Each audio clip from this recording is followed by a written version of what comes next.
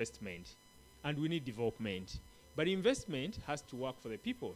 And when we say the people, people is broad, isn't it? But now our key concern in this meeting is to ensure that whatever is done, the undertakings of commercial investment schemes do not in any way curtail the enjoyment of rights of people who work there, including the women workers. So when we talk about the working conditions, when we talk about pursuing the right to livelihood and dignity for women workers in those commercial investment schemes, we are talking about decent work, we are talking about access to personal protective equipment, we are talking about women working under specific conditions, not working overtime, not doing more than they are supposed to do, and also ensuring that there is no sexual harassment. So we want to promote women rights of women workers holistically, all the rights, and not some of the rights. Because sometimes commercial investment schemes also come on the defensive to say, but there are some rights that women enjoy, isn't it? But we are saying that we need to dialogue to ensure that we also listen to them, but they also listen to the concerns of the women. And it's good that we have a good representation of women workers from the tea estates, flower farms, and the palm oil. And most importantly, we hadn't engaged so much our sisters from Tanzania. So this meeting is an opportunity for us to deepen the engagement with them and ensure that the concerns that they have are channeled to the relevant authorities. And the Office of the Prime Minister is here. So we truly appreciate. But also we see as East African Community member states continue to attract investment, there is somehow a disregard of economic, social, cultural, and environmental rights, that we are increasing the quantity. But on the ground, there are realities we need to interrogate. Why is it that we have so many investors, but the numbers are increasing, and on the other hand, there are voices that are raising concerns that are not heard, especially those sisters of ours who work in those commercial investment schemes, who have spoken to us in a number of spaces, and we've documented this in different reports. But since this is a regional engagement and we are lucky to IALA members who hold important offices, it's an opportunity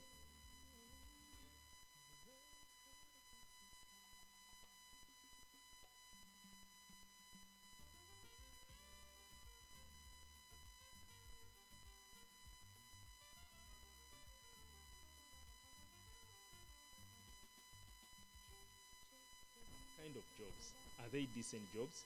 What are the terms of contract for those jobs? So those are issues we will interrogate here. And under safe conditions, if the conditions are not safe, how do we define safe working conditions? Because we need to go beyond the general statements and interrogate some of these terms. When we say decent work, what does decent work constitute? And safe working conditions, the safe, we have to unpack the safety. How can safety be ensured? And if there are concerns, how can they be addressed? But also these concerns are not just labor issues. They are governance and accountability issues. That's why the theme of this dialogue is advancing women workers' rights and corporate accountability in large-scale commercial investment schemes in the East African community. And these commercial investment schemes are land-based. Most of these are land-based. Plantations and the like. But also today's dialogue is really important because it's bringing in the realities, the experiences from our sisters who will be sharing with us later. And also it's bringing to the fore the need for different offices and authorities to be able to come into this conversation and share what they are doing, what is yet to be done, because we need to also appreciate that the different governments, member states across the ESC, have done some commendable work. That there are some policy frameworks that are in place, and different offices have been created. And when I talk about different offices, Ms. Honesta Ngoli from the Prime Minister's office is coming from Labor and Employment Relations office. So there is that office, Labor and Employment Relations. So she will also be sharing with us how different issues are being addressed and how we can be able to use her office more effectively to address, to channel our issues.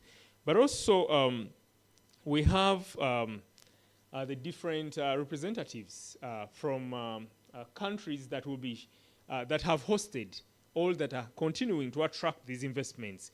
They will also share. So we'll have a regional perspective beyond just having the Tanzania perspectives, but we will have the regional perspective. And at Siatini, we believe investment must respect human rights, uphold labor standards, and place people at the center of development. I cannot overemphasize this.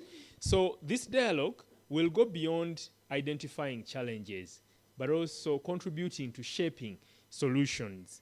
Because most times government actors engage us, and they mention the fact that most civil society organizations critique, but they do not contribute to solutions. And I hope this meeting will contribute to solutions beyond saying we don't like this. This is not good.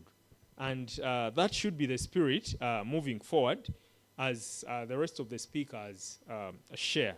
But also the success around advancing women workers' rights and corporate accountability in large-scale commercial investment schemes will not be measured by the discussions we have, but by the commitments we make and the actions that follow. And that's why, as part of this meeting, we have a communique that we would like to issue. We will secure commitments, but we need to move from commitments to action. And we need to challenge each other to do the much needed action beyond the commitment and the discussions. And on behalf of Ms. Jane Alunga, I would like to encourage all of us to engage openly, to listen to one another, and ensure that all the issues, all the concerns we have are raised so that they can feature in the communique. Because the communique will be escalated to the different regional coordinating offices to ensure that we achieve women workers' rights to the maximum. And women can work in dignity, they can work in safe spaces, and collectively we can ensure that really at the end of it all, commercial investment schemes are creating decent employment, the rights of women workers are protected and promoted, women have contracts, and when we talk about women, we don't talk about women from afar. These are our mothers, our sisters, our friends, coming from the same communities we come from, and that's why their rights matter. Thank you so much for listening to me, and I shared these remarks on behalf of Ms. Jane Alunga, the Executive Director of Siatini. I hand over the microphone to my sister Lillian. I didn't introduce myself. My name is Herbert Kafero. I work with Siatini as the Deputy Executive Director. Thank you. Thank you, Herbert. Thank you very much. So should we say thank you, Jen, or we say thank you, Herbert? Thank you, Siatini. I've been tasked just before the representative from the Prime Minister's office comes to give her remarks. I've been tasked to do the hard work. Mama zangu wa Tanzania, shikamooni kwanza. Akumbe mpo wengi? Okay. Lugha inaenda ama tufanye? Haiendi? But we agreed by the time you were coming you would have spoken Swahili. Eh? Kwa hiyo kidogo hata tumepata kidogo Sawa. Tufanye Kiswahili. Sawa. Kwa hiyo kwa ujumla ama niseme tu kwa ufupi, kikao hiki ni kwa ajili ya naweza nikasema kimeandaliwa na partners mbalimbali, wadau mbalimbali kutoka hapa ndani ya nchi na pia kutoka nje ya nchi, ambao main partners wetu ambao tulionao ni Siatini ambao wanatoka Uganda, lakini tuna partners wengine kama Tipao ambao wako ndani ya Tanzania. Mimi ni Yaksof, niko Tanzania pia, lakini pia nina members nchi ya Jumuiya ya Afrika Mashariki. So wote kwa ujumla tumeweza kukusanyika hapa kwa ajili ya kuongelea swala zima la haki za wanawake katika niseme mashambani, viwandani, katika kuangalia tu kwanza sera zilizopo. Nitoe tu kwanza labda niseme kidogo kwa kuelezea imekuwa ni series ama ni mwendelezo wa vikao ambavyo vimekuwa vikiendelea. Siatini pamoja na partnership ya Diakonia na members wengine, partners wengine wamekuwa wakifanya hivi vikao across East Africa region. Wamefanya vikao Uganda, tukasikia stories za wanawake wa Uganda. I hope today we have the ladies from Uganda, they're in the house, mtawasikia pia. Tukapita pia Kenya, tukasikia experiences za kutoka kwa wanawake wanaofanya katika mashamba na viwandani kutoka Kenya. Na sasa wamekuja Tanzania kwa mara ya kwanza kweli, kama alivyosema Herbert, hii ni mara ya kwanza wamekuja Tanzania kuweza kusikia experience za wanawake wanaofanya kazi katika sekta mbalimbali hasa za kibiashara kwa wanawake. Na zaidi wanajaribu kuangalia haki za wanawake katika idara hizi. Policies zilizopo zinafanyiwa kazi kama inavyotakiwa, na pia tuangalie serikali yetu ya Tanzania inashikaje mkono kuhakikisha kwamba haki za wanawake zinakuwa hizi kampuni ama niseme investment companies ambazo zipo zinafanya kazi kwa kuangalia kwamba haki za wanawake zinaheshimiwa, na pia kwamba kama ni kazi watu wanapewa ni kazi ambazo ni zinafaa, ama ni kazi ambazo zinamlinda mtu, ni kazi ambazo zinamlipa mtu kwa zinavyotakiwa. Kwa hiyo ni mambo mengi ambayo yanaongelewa, na ndio maana leo alikuwa anasema wako hapa kwa ajili zaidi ya kusikia stories za Tanzania. Na uzuri kwenye chumba tuna mtu ama mwakilishi kutoka Wizara ya Kazi, kutoka ofisi ya Waziri Mkuu, Wizara ya Kazi. Najitahidi kuieleza kwa Kiswahili, atakuja kueleza zaidi, nadhani na yeye ataongea kwa Kiswahili, si ndio? Umeona ilivyo kazi Kwa hiyo atakuja ataeleza na yeye kwamba wao kama serikali wameweka mifumo gani, kuna nini tayari kinafanyika katika kuhakikisha kwamba haki za wanawake zinakuwa zinasikilizwa na zinazingatiwa. Pia ndani ya chumba tunao partners wengine wanaweza ngasema kama niseme waunda sera kutoka Jumuiya ya Afrika Mashariki, ambao tuna wawakilishi kutoka bunge la Jumuiya ya Afrika Mashariki. Sio kama mmewahi kusikia IALA? Nauliza mama zetu huku. Bunge la Afrika Mashariki mmeshalisikia sasa leo tunao, wapo hapa, mtawaona. Najua mnawajua bunge wenu wa Tanzania, lakini ni vizuri leo mkawajua pia wabunge wa kutoka nchi nyingine wa bunge la Jumuiya ya Afrika Mashariki. Kwa hiyo hawa pia ni waunda sera. Kwa mwisho wa siku tunajaribu kufanya nini? Kwamba baada ya haya majadiliano na baada ya kusikia experience zenu mnazozipitia, tunajaribu kuangalia je, tunaweza tukaunda labda ni sera ambayo itatumika katika Jumuiya ya Afrika Mashariki, ambayo itakuwa ni sera ambayo ita apply kwenye nchi zote, kwamba kuangalia na kuhakikisha kwamba haki za wanawake zinalindwa katika haya katika mashamba, katika viwanda. Kwa hiyo basically ndio sababu ya hichi kikao. Kwa hiyo mwisho wa siku kama alivyosema Herbert, kutakuwa na communique tutaandika ambayo itakuwa shared pia katika vyombo vya habari, lakini pia itakuwa shared kwa waunda sera wetu ambao wataenda kuipeleka na kwenda kuijadili zaidi. Sio kwamba kikao kitakachoishia hapa. Naamini kutakuwa kuna vikao vingine vingi. Naamini wote mlioko kwenye hichi chumba, labda sio wote mnaowakilisha wote, na tumai kwamba kutakuwa kuna muendelezo wa haya maongezi mpaka pale ambapo tutakapo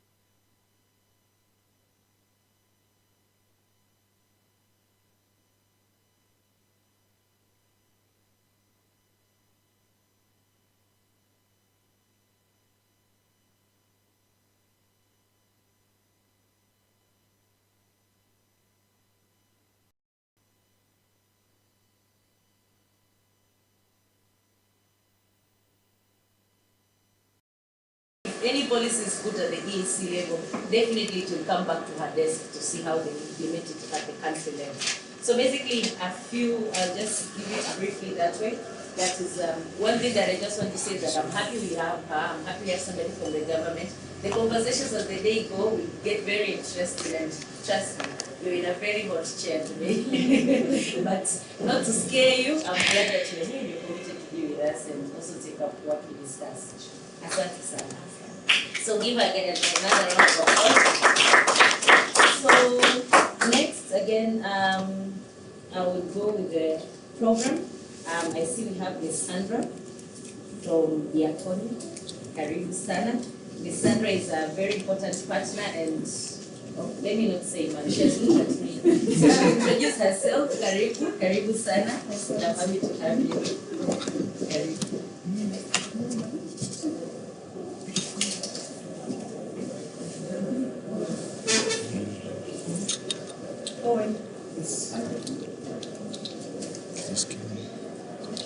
Wait for the microphone. Yeah. I think you can hear me. Yes.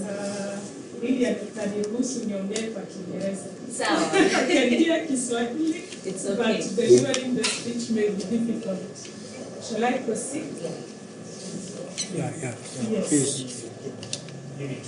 Okay. Thank you.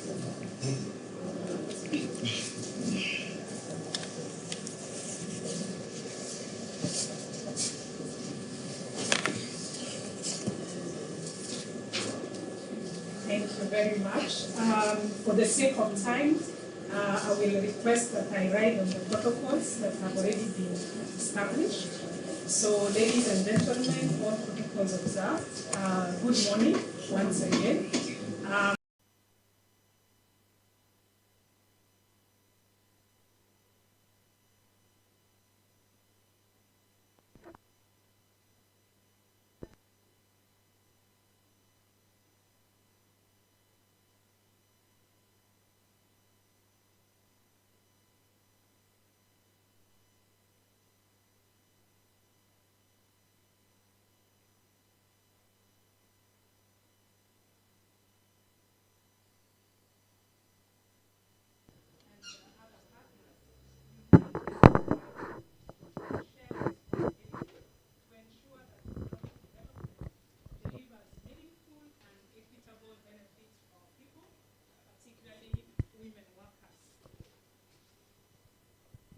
Thank you.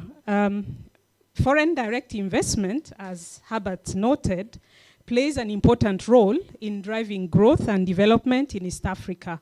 However, we must be clear and candid that the benefits of investment must accrue not only to investors, which is the case today, but also to citizens and the rights holders. Too often, particularly in large-scale investment schemes across East Africa and other developing regions, this has not been the case. Instead, we have witnessed persistent and troubling patterns of labor rights violations, with women workers disproportionately affected. Reports of unsafe working conditions, gender-based violence and harassment, and limited access to justice remind us that economic growth without accountability comes at too high a cost. This situation has persisted for far too long, and it is one we can no longer accept. At Diakonia, our mission is to challenge and transform unfair political, economic, social, and cultural structures that perpetuate poverty, inequality, oppression, and violence. In this spirit, we are proud to partner with Siatini and other co-conveners to strengthen the protection of women workers from gender-based violence and harassment in the workplace. Over the past 2 years, this partnership has supported a range of initiatives, including capacity building engagements and regional dialogues that bring together women workers as rights holders, their trade unions, but also government institutions, private sector actors, and civil society organizations. These spaces are critical for building shared understanding, trust, and concrete solution. So today's dialogue continues this journey. We are here to listen, first and foremost, to the voices and lived experiences of the women workers, and to reflect honestly on the gaps that remain and agree on practical, actionable measures to prevent violations and strengthen corporate accountability. I am particularly encouraged by the strong and diverse participation in this room, and especially by the increased representation from Tanzania. In previous sessions, we had more representation from Kenya and Uganda. This reflects growing regional commitment to addressing these issues collectively and decisively. So I look forward to rich and constructive discussions grounded in evidence and lived realities, and to outcomes that contribute to stronger protection of women workers' rights and enhance corporate accountability in large investment schemes across Kenya, Tanzania, and Uganda.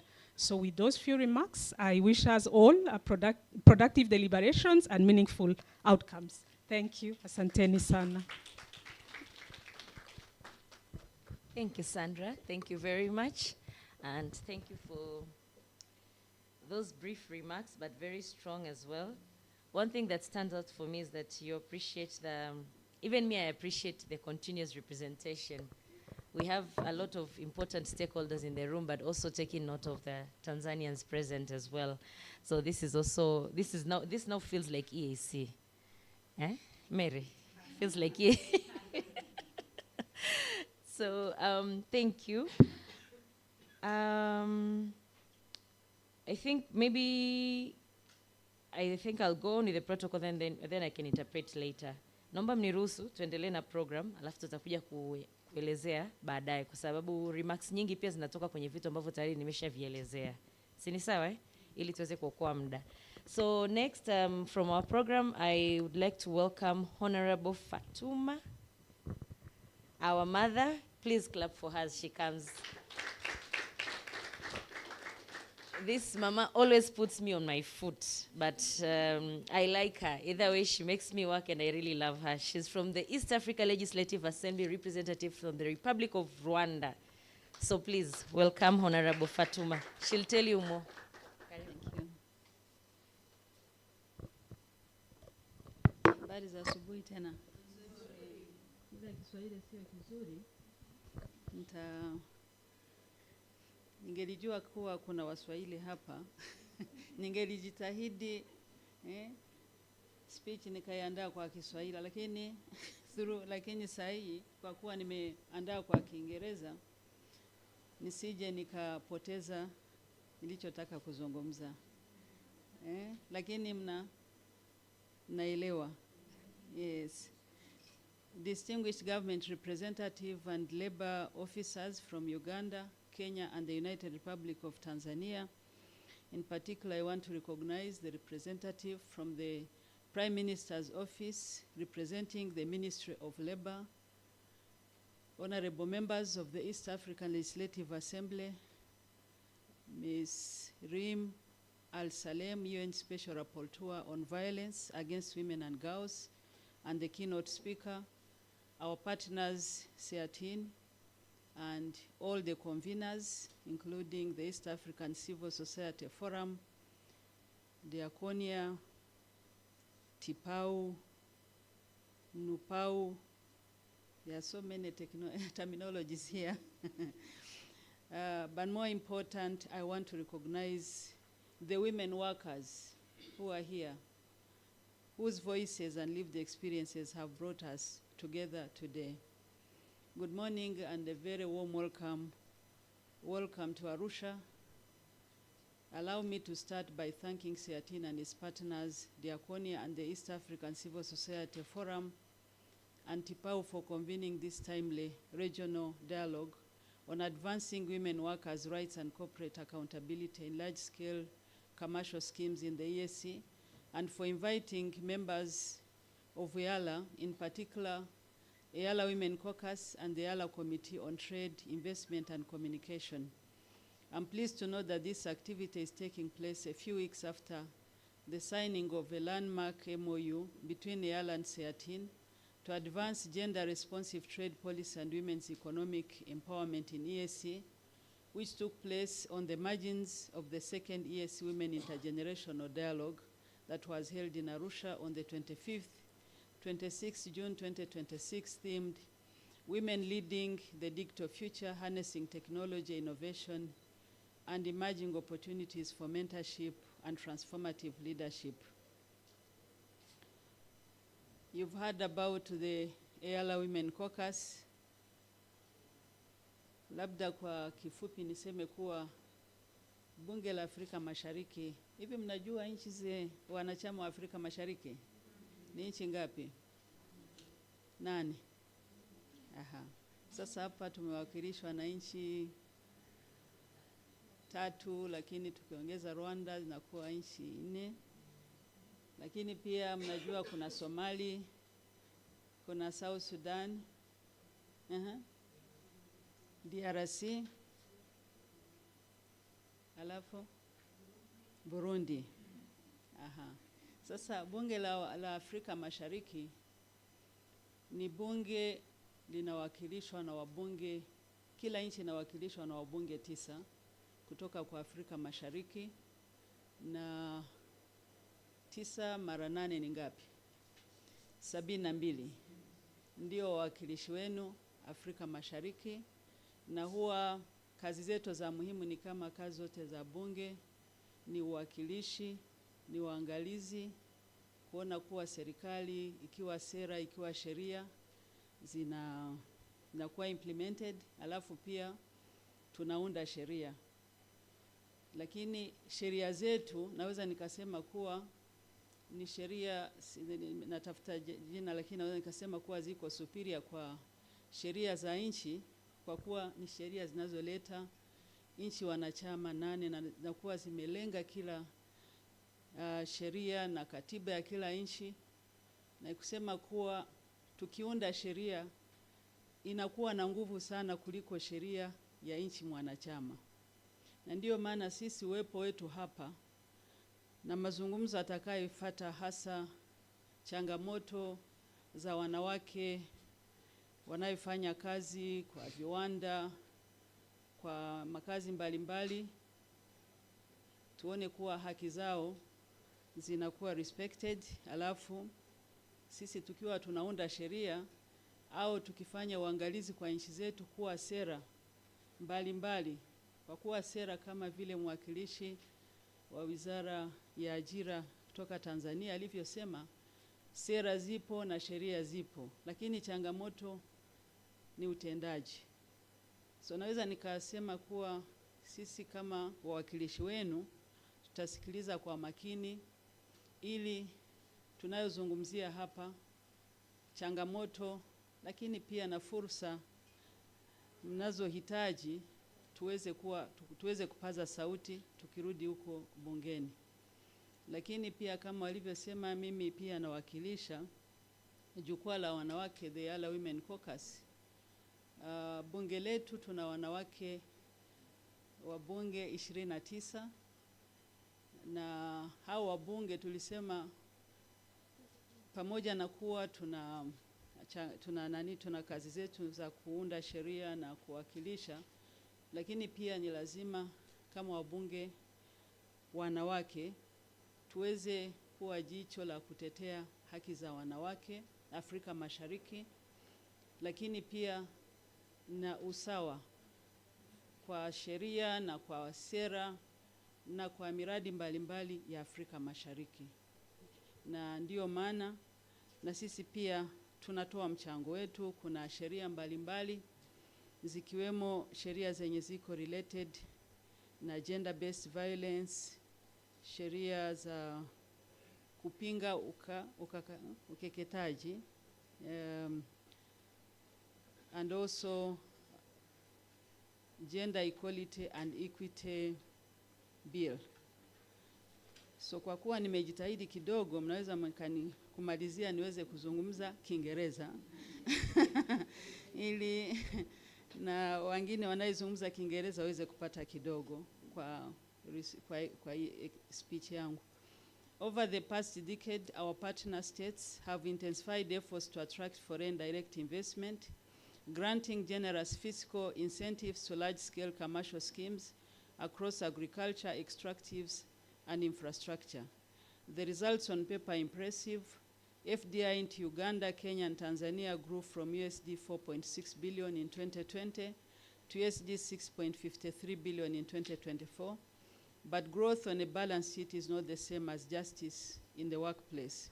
While these investments have driven aggregate figures upward, they have too often concealed a systematic crisis of exploitation borne by women whose labor in our tea estates, agribusiness, extractives, and infrastructure projects often carry the cost of this growth rather than sharing in its benefits. As we advance regional economic integration across the EAC, we must confront a critical structural reality. Our growth cannot be truly sustainable if it leaves majority of our agricultural workforce behind. We cannot talk about the future of EAC trade while ignoring the very hands that feed it. Women constitute over 60% of the EAC agricultural labor force. Yet as big commercial investment expands, these women are being displaced, cut off from their land, and locked out of their profits. In our rapidly growing extractive industries, from oil fields in Uganda to gold mines in Kenya and Tanzania, women are driving local economies, yet they face unsafe working conditions, toxic exposures, systematic exclusion from leadership, and severe displacement from their ancestral lands. They also face structural bias in local dispute resolution and an alarming rise in gender-based violence within investment zones. This is not just inequality crisis, it is an economic failure. Empirical evidence from the World Development and Center for International Governance Innovation proves that when regional integration lacks gender responsiveness, local communities suffer and stability crumbles. Our obligation at this meeting is clear and urgent. If we are to transform regional integration into an engine for equitable development, we must act decisively. We must use this regional dialogue to firmly codify corporate accountability and protect women's rights. We must hold policymakers, legislators like ourselves, and large commercial schemes accountable, legally secure women's land rights, and ensure decent work, dignified working conditions, and safety across all supply chains. Distinguished delegates, we often speak of women as the backbone for our economies, yet they remain vulnerable to marginalization in large-scale commercial investments. Today, our shared task as legislators, regulators, and corporate actors is clear. We must transition from passive commitment to strict binding corporate accountability. To achieve this, our first priority must be deployment of our region's existing frameworks. We need to aggressively implement the EABC Corporate Governance and Gender Mainstreaming Manual. By utilizing this manual, we can benchmark companies on environment, social, and governance standards, leverage the EAC Model Investment Treaty to mandate gender impact assessments, and legally secure formal land titles for women. But frameworks are not enough. Real accountability requires teeth. We must establish independent, accessible grievance and redress mechanism at both corporate and state levels. We must create legal infrastructure and where women can report labor breaches, rights violations, and gender-based violence with absolute certainty of safety and zero fear of retaliation. Ultimately, compliance cannot be monitored effectively from closed boardrooms. We must strategically deploy the EAC consultative dialogue framework to ensure grassroots women organizations have a permanent seat at the decision table where they can engage with policymakers and corporate leaders. Together, let us strengthen the EACG accountability and ensure the economic development in EAC is equitable, inclusive, and just. There is need for regional collaboration. There is no single actor that can close this gap alone, and no single country can close it in isolation. Labor migrates across our borders, investment capital moves dynamical, and supply chains in tea, horticulture, and extractive connect us daily. For regulators, this demands that protections we build for women workers must also be regional in reach, harmonized in standard, and consistent in enforcement across EAC partner states. And of course, for corporate actors, implementing these harmonized safeguards fulfills the core mandate of EAC gender policy, creating a transparent, predictable operating environment. And for civil society, cross-border alignment operationalizes the strategic priorities of EAC labor migration implementation plan, providing a coordinated advocacy framework to demand consistent regional enforcement. And for women workers, that coordinated approach transforms policy into practice, ensuring their fundamental rights remain fully protected no matter which border they cross. This is why EALA Women's Caucus works closely with civil society, public and private sector, academia, and human rights institutions. We are pleased to note that today there will be the launch of facilitators training manual for gender champions today. Even at EALA, our brothers in EALA are also gender champions. We need an integrated multi-stakeholder alliance in this room. Governments and labor officers must strengthen enforcement capacity. We should work with trade unions, and trade unions have to listen to women and voice their concerns. We need to have secure maternity protection, lactation facilities, and child care support. And of course, members of parliament at regional and national level have to address legislative gaps. Nafikiri mmechoka, lakini I'm concluding. Nimekuwa nazungumza yale yote tulikuwa tunazungumza, ni marudio tu, lakini ninachotaka kama sisi EALA tunavyosema, hii kongamano ni ya muhimu na sio mara ya kwanza kufanya kongamano ya kuzungumzia haki za wanawake, especially those working in commercial investment schemes. Lakini leo tunataka kila yoyote iko hapa wajibike. Ikiwa serikali ndio inatunga sera,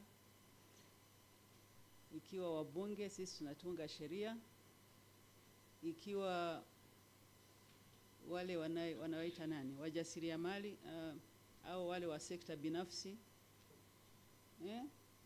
wawekezaji. Asante.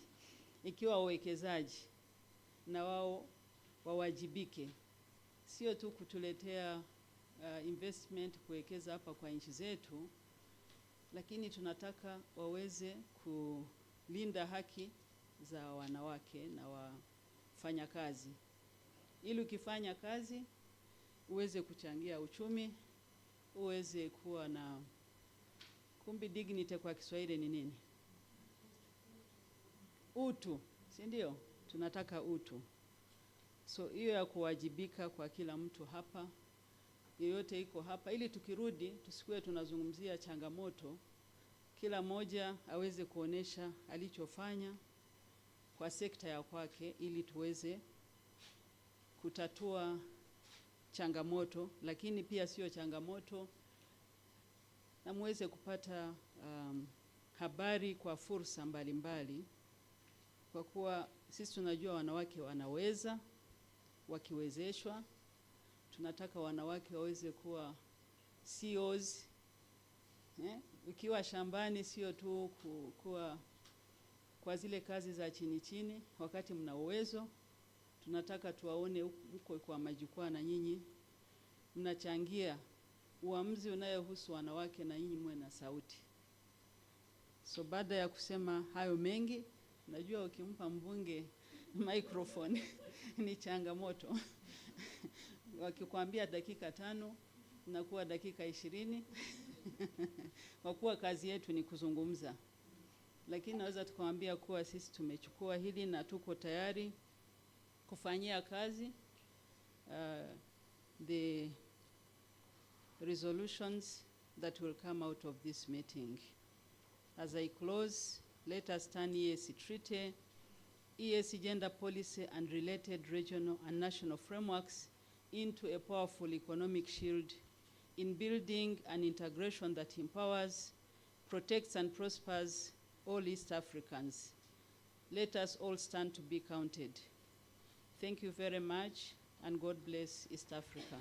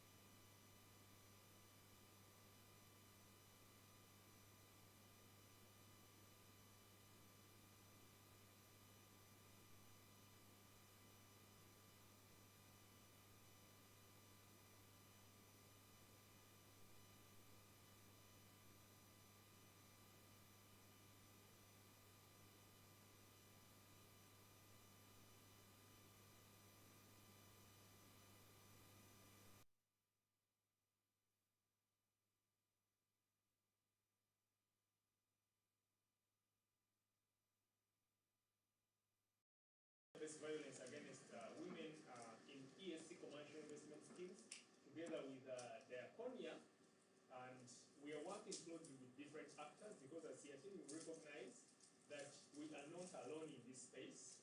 We have KHRC, we have Group Kenya, we have TIPAO, we have IACSO, we have TATI, so we have a number of actors, and together we we are joining efforts to ensure that we advance women workers' rights and corporate accountability in large-scale commercial investment schemes in the ESC. Without further ado, I'd like to hand over to you, Ms. Rim Al-Salim, to take us through your remarks. Thank you so much. You're most welcome. Thank you very much. I hope you can hear me well. Yes, we can, loud and clear. Thank you. Okay, fantastic. First of all, thank you very much for having me. I'm very sorry for the delay. There's been some shortcomings on my side in calculating the time difference, so I apologize. But I also want to say what an honor it is to join you today to discuss a subject that sits really at the intersection of human rights, economic development, sex and gender equality, and justice, namely the protection of women workers in commercial investment schemes. Now, you know that as a UN Rapporteur on Violence Against Women and Girls, I have consistently emphasized economic development and emphasized that it cannot be divorced from human rights, nor can investment be considered successful if it depends upon discrimination, exploitation, or violence against women and girls. And across the East Africa region, governments are pursuing ambitious strategies to stimulate economic growth through foreign direct investment, through regional integration and industrialization. And the African Continental Free Trade Agreement, growing investment in infrastructure, renewable energy, agriculture, mining, manufacturing, tourism, and digital technologies, they all, of course, present tremendous opportunities for the region. And these investments have the potential to generate employment, strengthen infrastructure, and increase public revenues and improve living standards. But of course, investment in itself is not an end in itself. I think we can all agree on that. And its success cannot be measured only by the number of projects approved or the value of capital invested in the growth of domestic product. The true measure of development is really whether it advances human dignity and equality. And so the question we must ask ourselves is, who is the development destined for? As we know, women continue to bear the hidden costs of economic growth while receiving only a fraction of its benefits. So if that persists, then our model of development requires fundamental reconsideration. And like many regions around the world, women are at the backbone of East Africa's economies. They cultivate fields, they harvest crops, they process agricultural products, engage in fisheries, work in tourism, manufacturing, mining, and more importantly, they sustain also families through unpaid care work, and they dominate informal cross-border trade that supports millions of livelihoods in the region. Yet despite their indispensable and important contribution, women remain concentrated in the lowest paid, least secure, and least protected forms of employment. Many work without written contracts, they lack maternity protection or social security, they receive lower wage than men for work of equal value. And too many continue to experience sexual harassment, exploitation, unsafe working conditions, and reprisals for reporting abuse or attempting to organize collectively.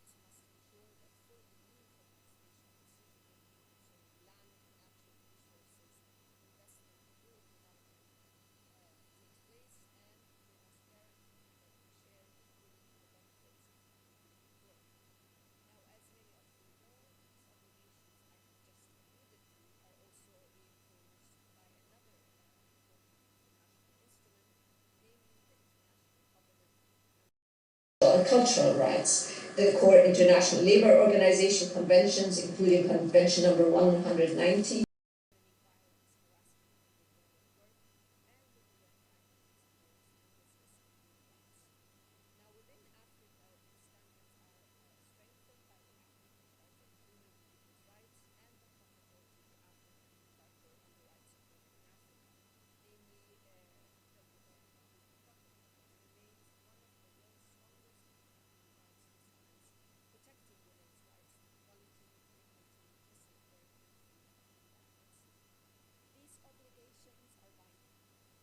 Not disappear when governments negotiate investment agreements or establish special economic zones. So states cannot outsource the human rights obligations to private investors. Indeed, attracting investment imposes an even greater responsibility to regulate private actors effectively, preventing abuse and ensuring accountability. And this is particularly important in East Africa, where commercial investment is transforming rural communities at an unprecedented pace. Across the region, investment in commercial agriculture, mining, renewable energy, transport corridors, conservation initiatives, and major infrastructure projects has created new opportunities for economic growth, and we of course all recognize that. But it has also generated significant human rights concerns.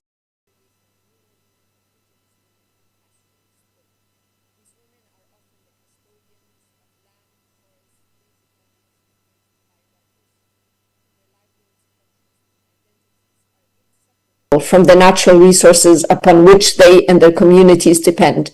Yet they are frequently excluded from decisions concerning projects that fundamentally reshape their lives.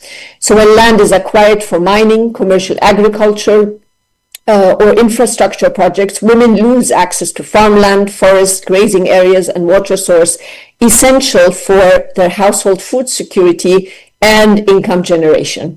And because land titles are frequently registered in the names of male relatives or governed through customary tenure systems that fail adequately to recognize women's equal rights, women receive often little or no compensation despite suffering the greatest economic consequences. And for indigenous women and women from pastoralist communities, these harms are compounded by multiple and intersecting forms of discrimination that is based on sex, ethnicity, indigenous status, geographical isolation, and poverty. Their voices are too often absent from consultations concerning these projects, and that also affects their access to land and livelihood. This is not merely a poor development practice, it's a really serious fundamental human rights concern. And I should stress here that, of course, the meaningful participation of all women, but particularly these groups of women that are most at risk of exclusion and marginalization, is not a courtesy. It's a legal obligation. And states must ensure that they can participate fully, effectively in decisions affecting them, affecting their access to livelihood, to their land, to their territories.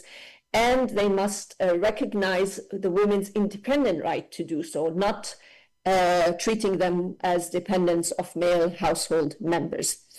And investment that dispossesses women while enriching others can also not be regarded as inclusive development, nor can this development be considered sustainable where women bear the social and environmental costs while others reap economic rewards. And the same principles, I would say, apply within the workplace, where women are employed in the different industries. We know they continue to face heightened risk of exploitation, of discrimination and violence. And the temporary contracts, subcontractual agreements, and informal employment often deprive women of basic labor protections. And here, one of the elephants in the room is the sexual harassment that women often face at the workplace, which remains one of the most pervasive yet underreported forms of violence they experience. Many women endure abuse because reporting it may mean losing the income upon which their families depend. So no woman really should have to choose between earning a livelihood and preserving her dignity. There's also another dimension of women's economic inequality that deserves attention, which is the maternal gap. In my recent report to the Human Rights Council on violence against mothers, I highlighted that across all regions of the world, including East Africa, women continue to suffer structural discrimination because they become mothers. Motherhood remains one of the strongest predictions of women's reduced lifetime earnings, interrupted careers, diminished pension entitlements, and limited opportunities for advancement. And this so-called quote-unquote motherhood penalty is neither natural nor inevitable. It's a product of laws, policies, and workplace practices that continue to treat motherhood as a private responsibility rather than recognizing that mothers perform an indispensable social function and make an essential contribution to every economy and every society. So penalizing women for bearing and raising children constitutes a form of economic discrimination that entrenches inequality and in many cases amounts to economic violence. If you can excuse me for 1 second, I have someone at the door that was not foreseen. Sorry.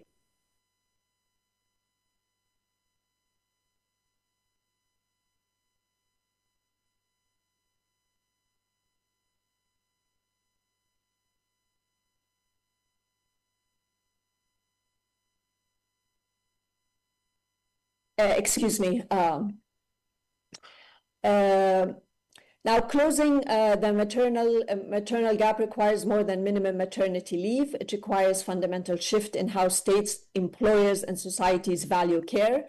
And states should guarantee adequate paid maternity leave and income replacement, effective protection against discrimination during pregnancy and after childbirth, breastfeeding accommodations in the workplace, affordable and accessible childcare, flexible work arrangements that do not penalize career progressions, and social protections that extend to women working in the informal economy, where the majority of women in East Africa earn their livelihoods. States also have a responsibility to encourage the equal sharing of caregiving responsibility within the family while fully recognizing women's distinct biological realities during pregnancy, childbirth, and breastfeeding. And public policies should support families in ways that enable women to participate equally in economic life without forcing them to choose between motherhood and employment.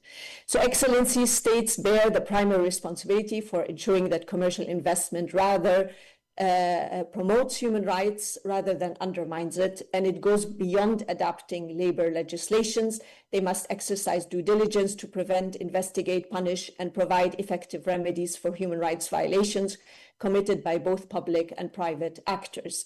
They must ensure that investment laws, trade agreements, tax incentives, and development policies are fully consistent with their obligation under international law.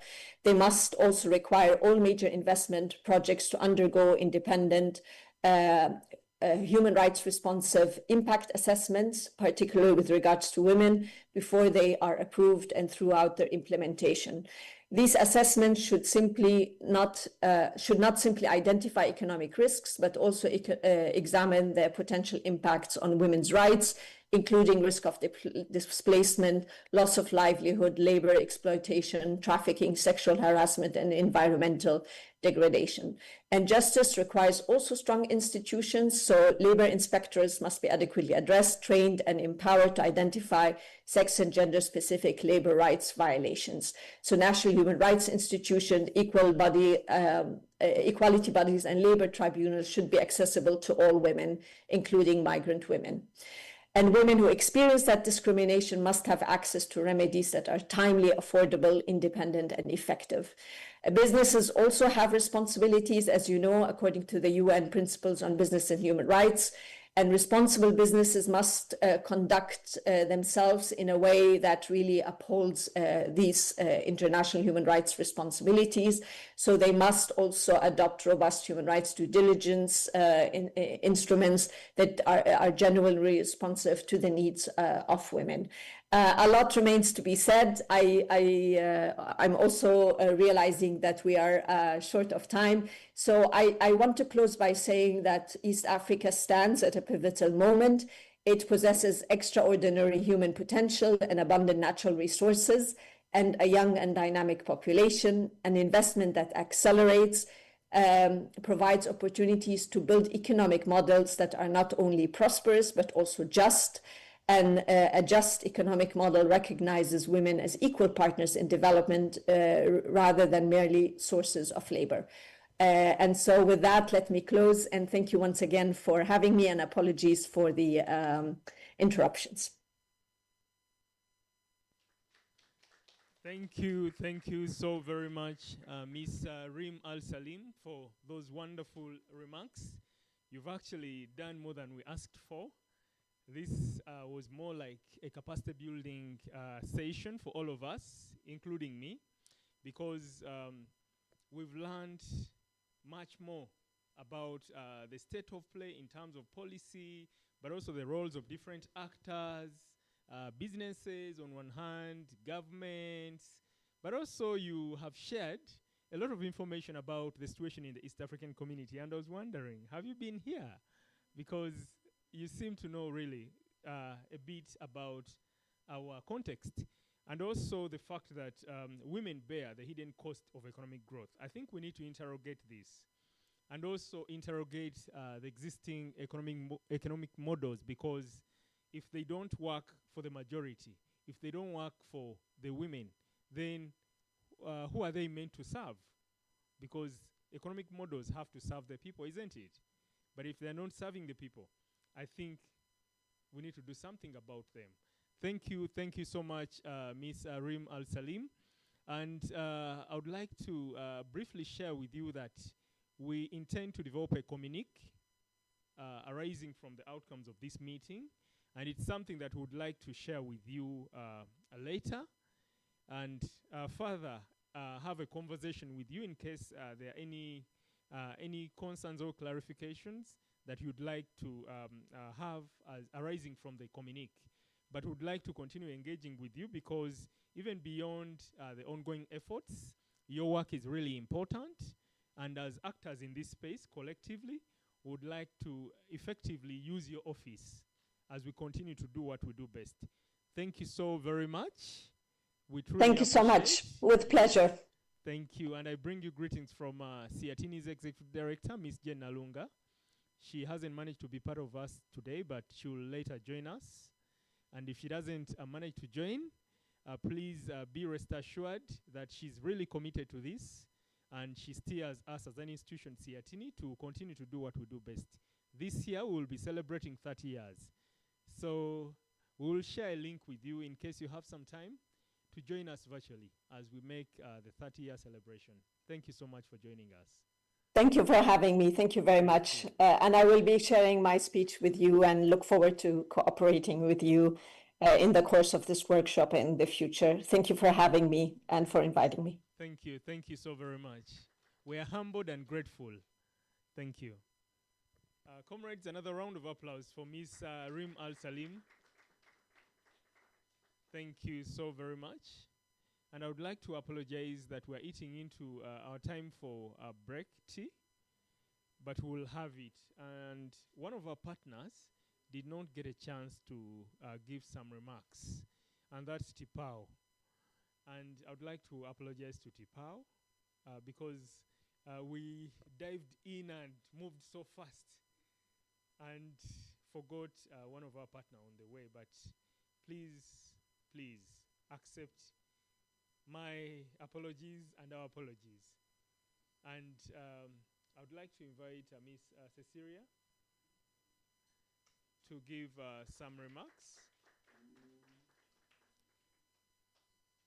As you make your way here, please, we are deeply sorry that we skipped you. Thank you. Over to you.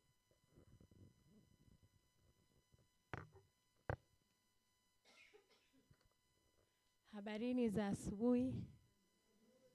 Nadhani itifaki imeshazingatiwa. Nitarudia tena kujitambulisha. Kwa majina naitwa Cecilia Gaspar, ni katibu wa kanda TIPAU Arusha. Nipo hapa kwa niaba ya katibu mkuu TIPAU ambaye hakuweza kufika kutokana na majukumu alionayo. Ni wajibu wetu kama TIPAU kuhakikisha sauti ya wanawake inasikika katika kulinda, kutetea na kukuza haki zao na za wenzao. Na hii inawezekana kwa TIPAU kufanya mambo yafuatayo. Ya kwanza kabisa, utoaji wa elimu kwa wafanyakazi wanawake mashambani ili waweze kujua haki zao, kuzilinda, kuzitetea na kuzikuza. Lakini jambo lingine la pili ni kufanya majadiliano na waajiri, ikiwa ni katika kuhakikisha tunatembea njia moja kati ya waajiri na chama katika kulinda na kuboresha kazi za wafanyakazi wanawake. Jambo lingine la tatu, kuwa na mikataba ya hali bora za kazi yenye vipengele vinavyolinda na kukuza haki za wanawake. Jambo la nne, kuwa na sera maeneo ya kazi, sera za usawa wa kijinsia, sera za kupinga bugdha za kijinsia mahala pa kazi. Na jambo la mwisho na la sita ni kuhakikisha wanawake wanachama wa TIPAU wanashiriki katika nafasi za uongozi katika TIPAU na katika shirikisho, yaani TUKTA. Hii inawasaidia kukua zaidi katika kuelewa haki zao. Lakini pia katika wafanyakazi wa mashambani pia hawakosi changamoto. Na changamoto ambayo ni kubwa sana ambayo inakumba wafanyakazi wa mashambani ni mshahara mdogo. Na kama tunavyoelewa kwamba kima cha chini cha mshahara cha sekta ya kilimo ni shilingi 175,000, kiwango ambacho hakikidhi mahitaji. Lakini pia katika semina hii tumealika wanachama ambao ni wa TIPAU ambao wametoka kwenye sekta ya chai kutoka Iringa, Tanga, Mbeya pamoja na Bukoba. Kwa hivyo nawashukuruni sana, tutakuwa wote pamoja, asanteni.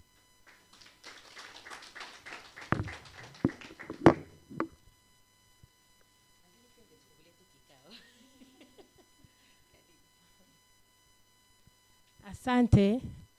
Ninashukuru sana kwa kunipa nafasi hii. Ninaomba nitangaze kwamba kikao hiki kimefunguliwa rasmi.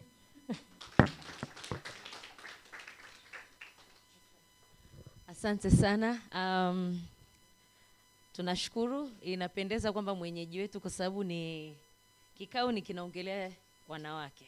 Na kinaongelea wanawake wafanyakazi katika commercial investment areas. Ni vizuri wao ndo wakafungua kikao hichi. Kikao ni cha kwenu. Sisi wengine tumekuja kama partners, tumekuja kama conveners. Sasa nikiangalia muda, nadhani tutaendelea kujadiliana mengi huko mbeleni, na natamani kuelezea yaliyoongelewa na Madam Mzungu, lakini mengi ni tayari ambayo tulikuwa tumeshayaongelea. Mengi ni tayari ambayo tulikuwa tumeshayaongelea. Labda tu kusema kwamba yeye alikuwa anatoa overview ya nini, yani initiatives zinazoendelea katika dunia nzima. Sababu yeye ni mwakilishi kutoka United Nations, Umoja wa Mataifa inaitwa. Yes. So yeye ni mwakilishi kutoka Umoja wa Mataifa. Kwa hiyo alikuwa anaelezea framework ambazo zipo, ambazo zina support wanawake katika biashara, wanawake katika mashamba, wanawake katika hizi investment schemes. Generally alikuwa anaelezea what is there, the frameworks that are there, the practice that has been there. Kwa hiyo niseme tu kwamba tumeweza kupata levels tofauti za uelezewaji nini kinachofanyika. Nimependa pia ni highlight alichokiongelea Honorable kutoka bunge la Jumuiya, ambapo ametukumbusha pia kwamba tayari kuna sheria gender bill ambayo ipo in the EAC, ambapo inawezekana labda imeongelea mambo mengi, kwa sababu gender bill ina cover a lot of issues in terms of kuongelea haki ya mwanamke katika Jumuiya ya Afrika Mashariki. So kipekee inabidi pia tukumbuke na tuweze kuiangalia kwamba inaongelea nini labda kuhusu haki za wanawake wanaofanya kazi katika mashamba, wanaofanya kazi katika sekta ya kilimo. Kwa hiyo kuna mambo mengi ambayo tunaweza tukaangalia ambayo yanaweza kutusaidia katika midahalo tutakao kwa nayo siku ya leo. Kwa hiyo kipekee ni washukuru waliofanya opening session, wametuelewesha na wametueleza frameworks zilizopo, wametuelewesha na kutuelewesha na kutuelezea pia sheria ambazo tayari zimeundwa. Tumesikia serikali ya Tanzania, tumesikia bunge, tumesikia pia mwakilishi kutoka UN, lakini pia tumesikia development partners na tumesikia pia mwenyeji wetu kutoka TIPAU kutueleza pia initiatives zilizopo. Kitu ambacho tunatoka nacho ni kwamba framework zipo, sheria zimeundwa, lakini sasa changamoto je, zinafuatiliwa? Zinatekelezwa inapotakiwa, ama changamoto iko wapi? Sasa hayo ndio mambo ambayo tutaendelea kuyajadili siku inavyoendelea. Naomba nisiendelee kuchukua muda zaidi. Kwa sasa naambiwa kuna zoezi linalofuata, ni mambo mawili. Moja ni kupiga picha kabla lipstick hazijaribika, alafu tupate na chai kidogo. Kwa hiyo najua ni saa 5 kasoro ilitakiwa tuanze na chai, lakini tupige kwanza picha lipstick zisiharibike. Alafu tukishamaliza tutapata chai. Kwa hiyo karibuni. Sijajua where are we taking the photos? At the back at the swimming pool. So okay, tukitoka on our left. Yeah, on your left, so we go outside. Outside. Okay. So which way should we use? Maybe this way. This way, then tuzunguke. Yeah. Okay. So you'll have to guide us. So basically we are going to do a group photo really quickly and then have a short break, and then I hope we are back here by 11. I don't know. I hope that is possible. We have a long program ahead of us, so let's try and move quickly. Karibuni. Sam and the team, please tuonyesheni wapi pa kupiga picha kwa haraka. Tunaenda kupiga picha.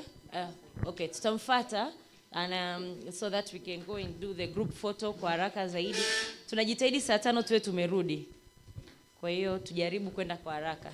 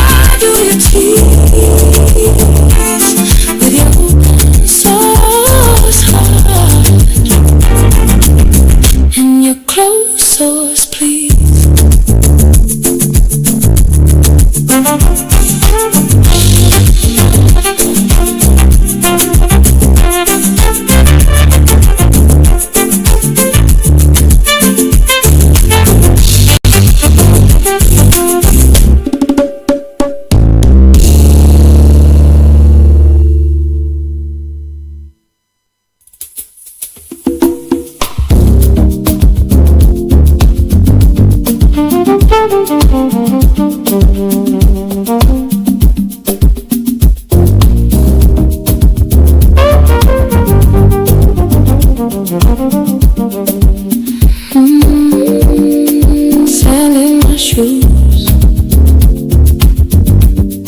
salt on my tongue,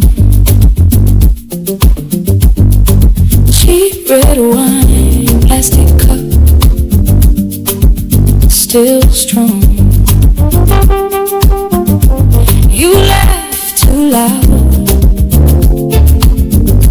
I pretend I'm mine. Table on the pavement, world sliding behind. Cape Town sunset, we move, shadows long and loose, right next to you. Don't care what we prove, just lean, Cape Town sunset groove. Feels like we're 17.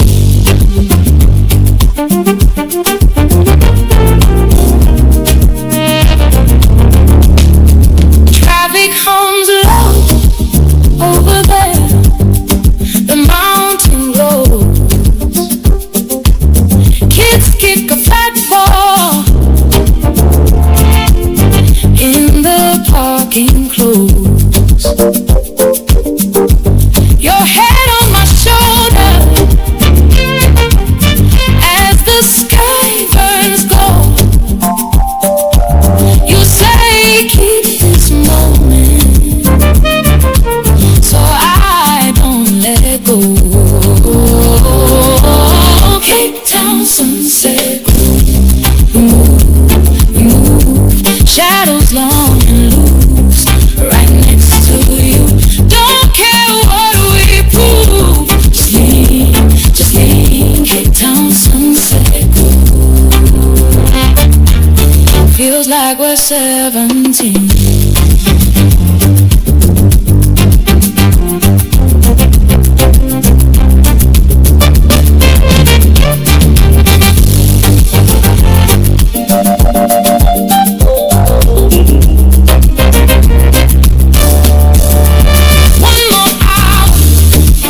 Before the dark shows me one more story set against my cheek. If all we ever get is this colored sky, I'd still choose this corner every single time.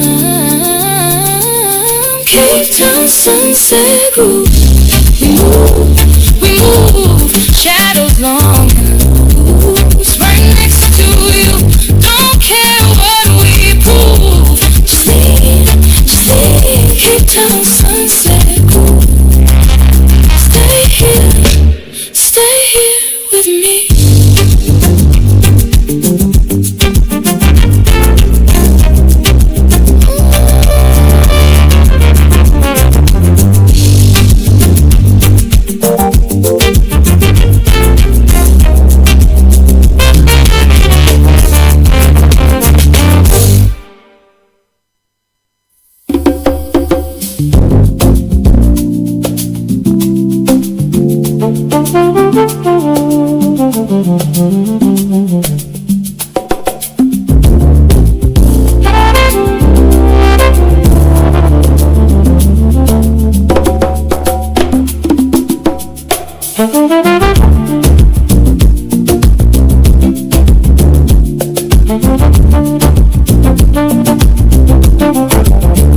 Sand in my shoes, salt on my tongue, cheap red wine, plastic cup, still strong. You laugh too loud, I pretend I mind. Table on the pavement, world sliding behind. Cape Town sunset groove, we move, shadows long and loose, right next to you. Don't care what we prove, just lean, Cape Town sunset groove. Feels like we're 17.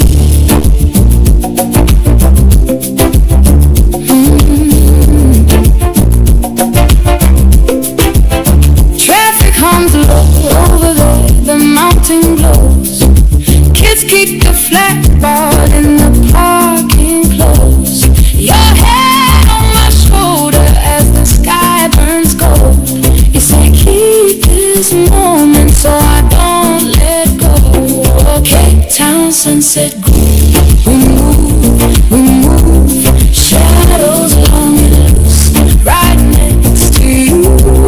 Don't care what we prove, just lean, Cape Town sunset groove.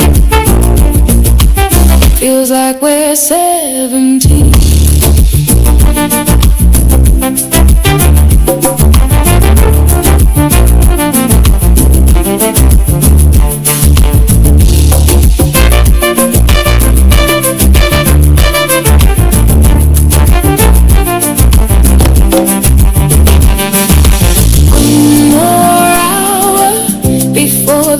Shows teeth, one more story set against my cheek. If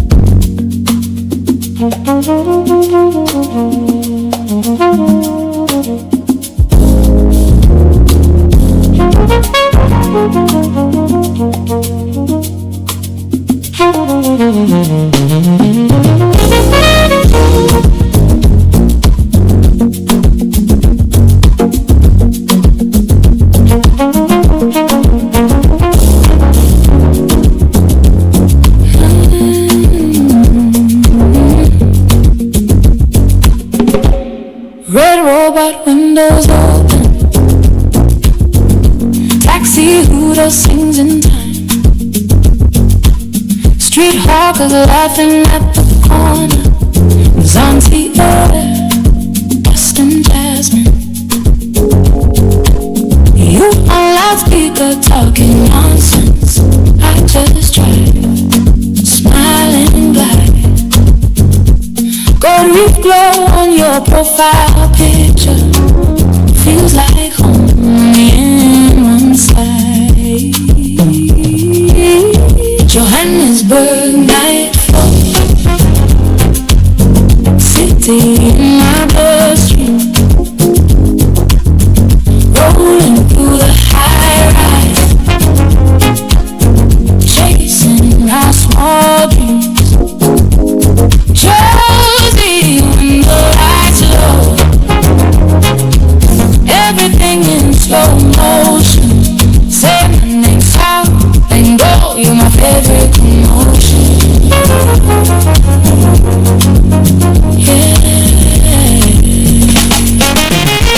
Hillbrow Towers in the middle. Rain bars spilling on the top. You say you miss the kid in me. He still parks outside your yard. Takeaways on the dashboard, cooling. Your voice dancing with the breeze. You say one more chance than laughter. I say come see me in the east. Johannesburg night flow, city in my bloodstream. Rolling through the high rise, chasing our small dreams. Josie when the lights low, everything in slow motion. Say my name soft, then go. You're my favorite commotion.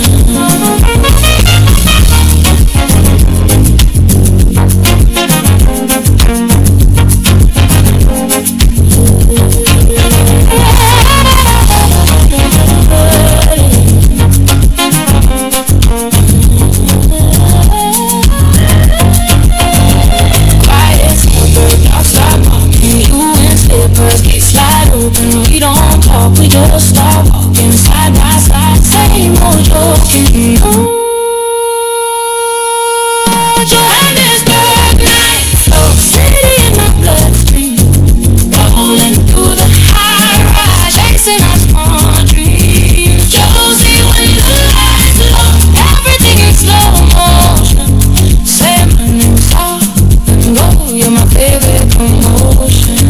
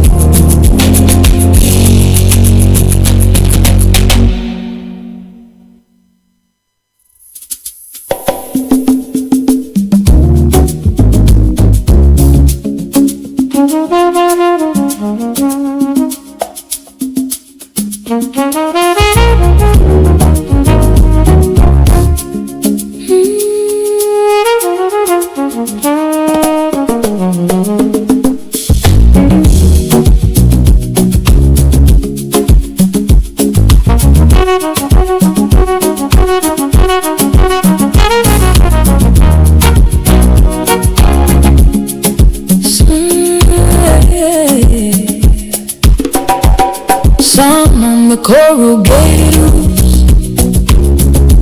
steam from the pot in the yard.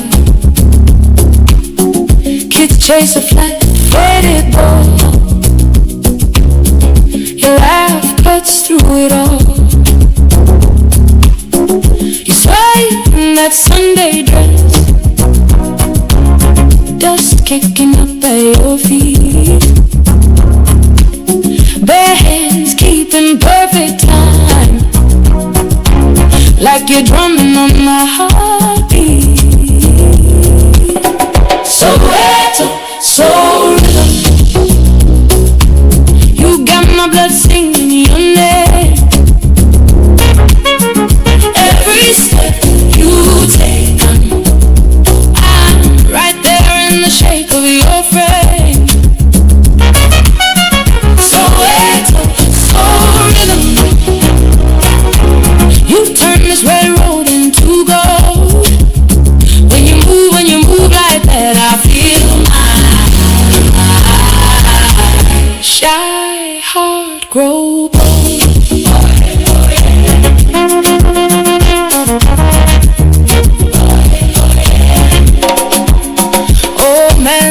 radio by the gate crackles out some crooked tune.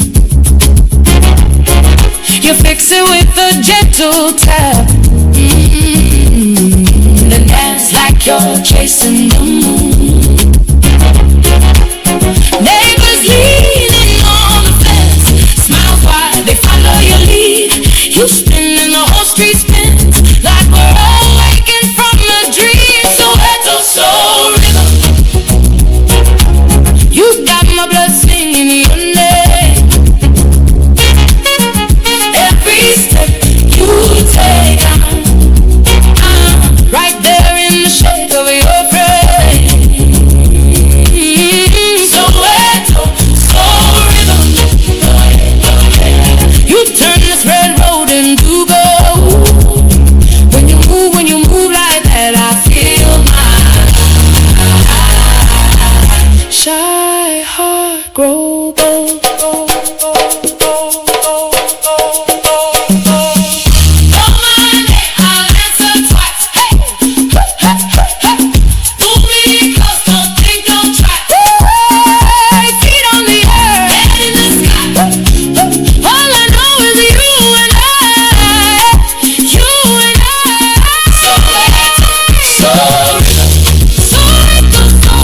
You got my blood singing your name. Every step you take, right there in the shake of your face.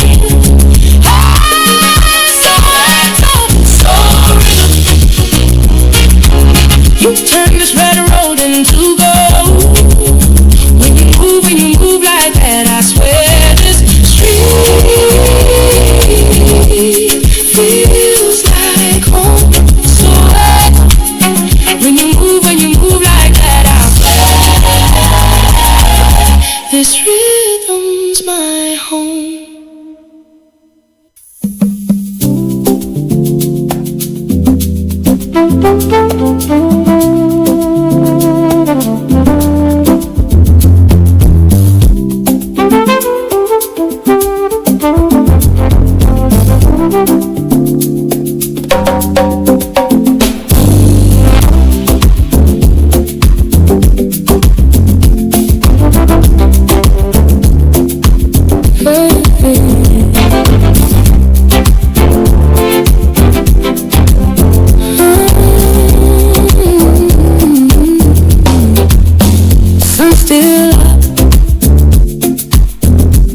But the day's clocked out.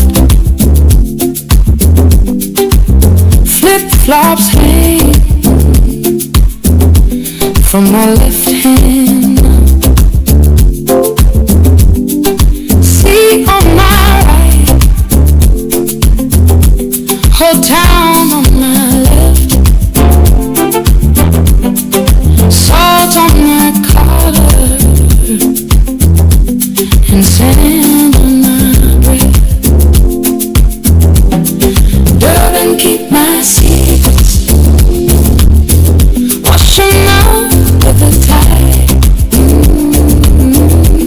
Let that shoreline shuffle, loosen up my pride. Sip this evening slowly, let the last light slide. Durban coastal jazz in my lazy stride. Girls talk trash over taxi homes. Kids kick goals till the sky goes warm. Old man laughs at the stories he bends. Cards on a crate and a pocket of friends. Durban, keep my secrets, wash them out with a tide. Let that shoreline shuffle,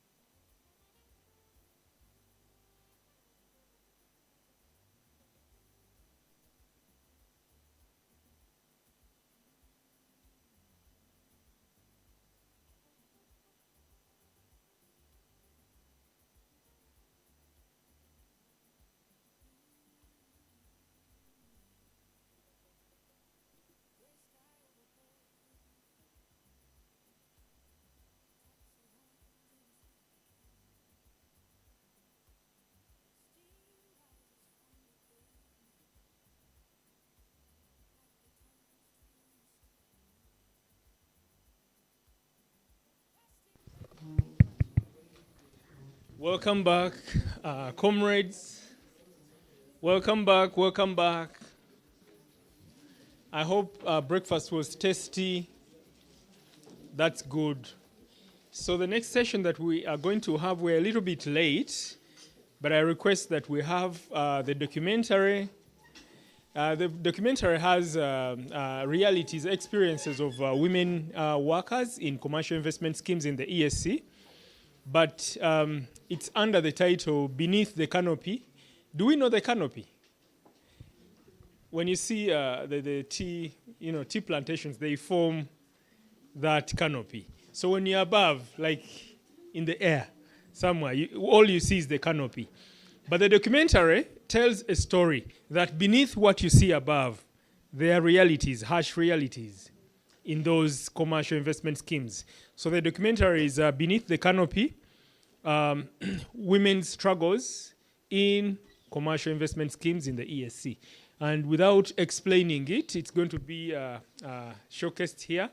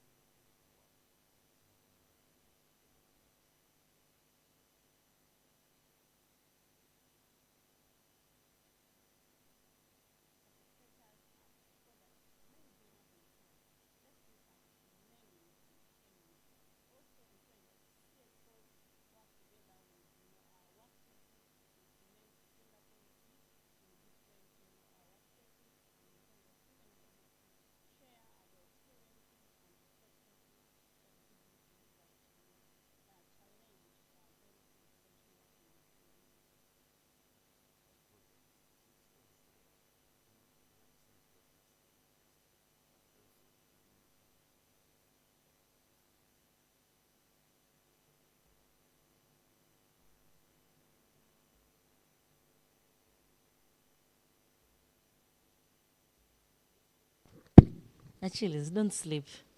Usilale. Amkeni. Msilale. Achilles was dozing. Mekuona. Wake up. Have we been challenged? I'm a language barrier.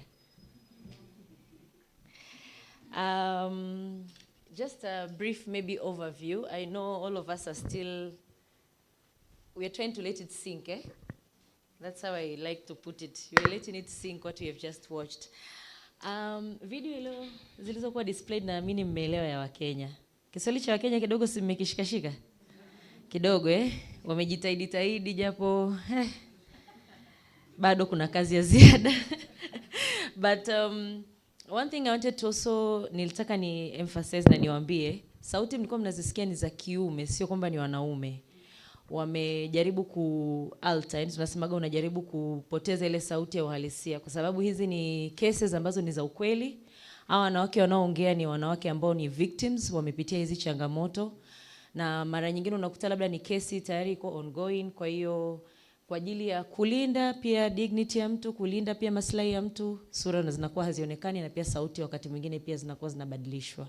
So wote hao mmesikia wengi ni stories za wanawake walioyapitia changamoto mbalimbali. Video zilikuwa 2, kulikuwa kuna ya Kenya na nyingine ya Uganda. Nadhani ya mwisho ndio ilikuwa ya Uganda, ambayo nadhani Kiganda kidogo mama zangu. Hamna watu wa kanda ya Ziwa hapa? Kanda ya Ziwa? Tipa hujaleta kanda ya Ziwa. Anyways, so basically ilikuwa ndio hivyo. Videos zinaelezea ni story za wanawake na investors kutoka nje ya nchi. Unakuta ni wazungu, wa China au Wahindi wanakuwa wanamiliki haya mashamba mengi. Kwa hiyo wengi wao walikuwa wanaongea na wanashare experience ya stories zao walizopitia katika harassments mbalimbali, unyanyasaji waliopitia. Kuna story chache ambazo nilikuwa naziandika. Kuna mmoja aliongelea kuhusu maternity. Haya maswali nitakuja kuyauliza baadaye, lakini sijajua practice ya Tanzania mkiwa maternity mnapewa miezi mingapi? Najua sheria inasemaje, lakini tunataka tuwasikie nyie. Mnapewa miezi mingapi? Kwa sababu mmoja anasema yeye alienda maternity leave na akaondoka mazima, alivyoenda na akafukuzwa na kazi. Yaani kwamba uwezo upo ofisini, upo kwenye kibarua muda mrefu afu utegemee kurudi. Kwa hiyo akarudi akakuta kibarua kimeota nyasi. Kuna mwingine alipata paralysis ya mikono kwa sababu ya kushika mbolea na mikono. Alikuwa anashika mbolea kwa muda mrefu lead to paralysis, yani mikono ikafa. Lakini pia kinachosikitisha ni kwamba wengi wao hata walipojaribu kutafuta namna ya kutibiwa, kutafuta namna ya kusikilizwa, hawakupata hiyo nafasi na kazi zikawa zimeisha. Kwa sababu sasa kama mikono haifanyi kazi, nani anakutaka tena shambani kwake? Kuna waliovunjika mikono, kuna waliovunjika migongo kwa kubeba kilo 45 kila siku za mbolea.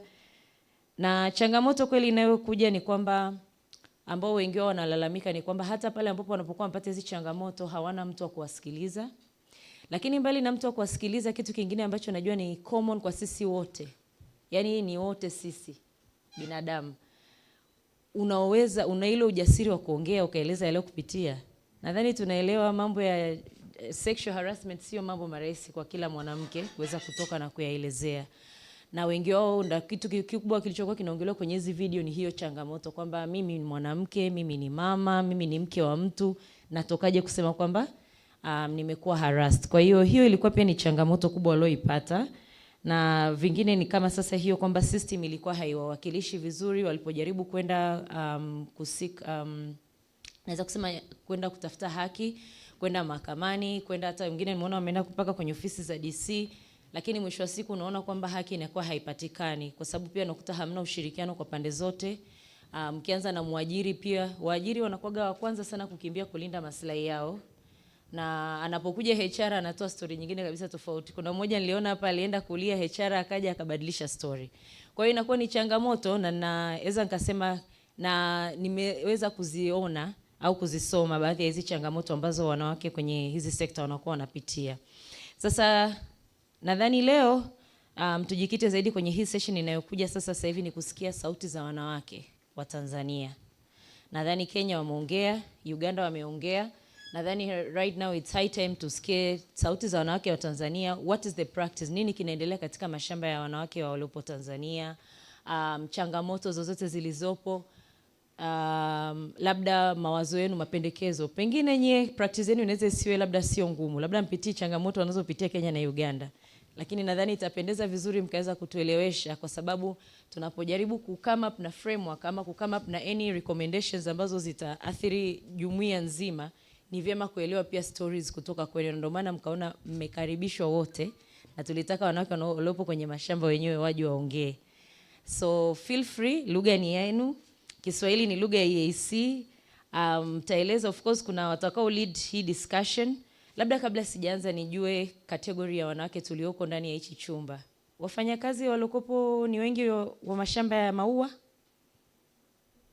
Show of hand. Kenya. Aha, Watanzania wa maua? Walokuja ni wa chai. Oh, kwa hiyo wengi walokuja wa Tanzania ni chai eh? Okay. Chai ambao wako Arusha na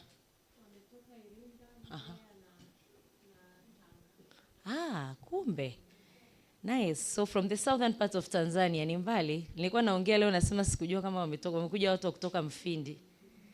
Karibuni watu wa Mfindi. For us to approach her and to continue to work closely with the rest of the IELA members, use the Women's Caucus, and just to let us know that IELA members are drawn from our different countries. So if we have IELA members from Tanzania, they are closer to us in Tanzania.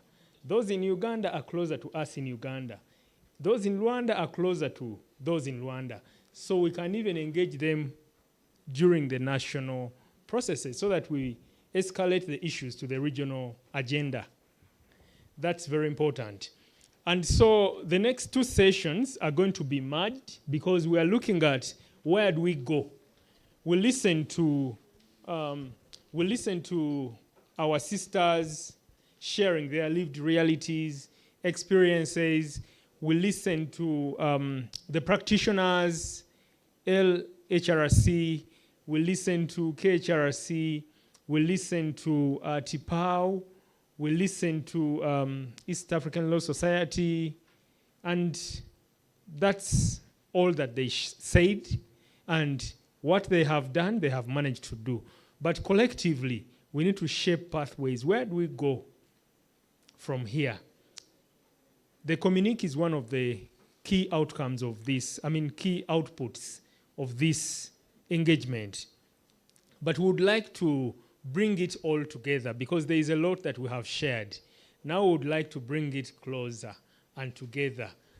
What issues should feature? In fact, the next deliberations are going to be more targeted, and I'm sorry if I'll be doing a lot of policing, but because we have to close at 4:30. So we need to contribute to shaping recommendations. If you mention an issue or a concern, back it up with the recommendation on what should be done. And we need a time frame because whatever is not defined in terms of the time frame within which it has to be done, then we will have all the time in the world, and there's no time in the world. You have to be clear around the time frame. So the next session that we are going to have is going to combine the session that was supposed to look at from testimonies to solutions. The group work is not going to be done separately, but rather I would like to draw your attention to this other session of accountability and action dialogue, from testimonies to commitment. And we had a few facilitators here. Honorable Fatuma Ndangiza, Chairperson, IELA Women's Caucus, who was supposed to lead the discussion on translating recommendations into commitments, and we collectively agree on regional follow-up mechanisms. Then Comrade Eunice Mwanji from Groups Kenya was supposed to share perspectives on community monitoring and empowering women workers and ensuring commitments reach. I think we need to hear from the different comrades, at least each in 5 minutes. Do we agree?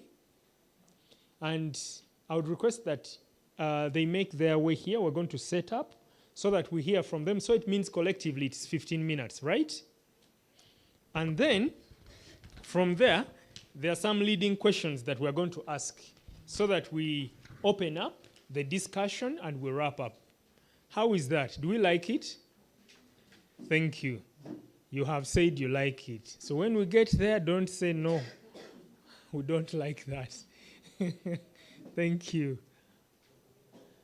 So without further ado, I would like to invite Honorable Fatuma Ndangiza to kindly make her way to the front. Now we are looking at where we are going from here.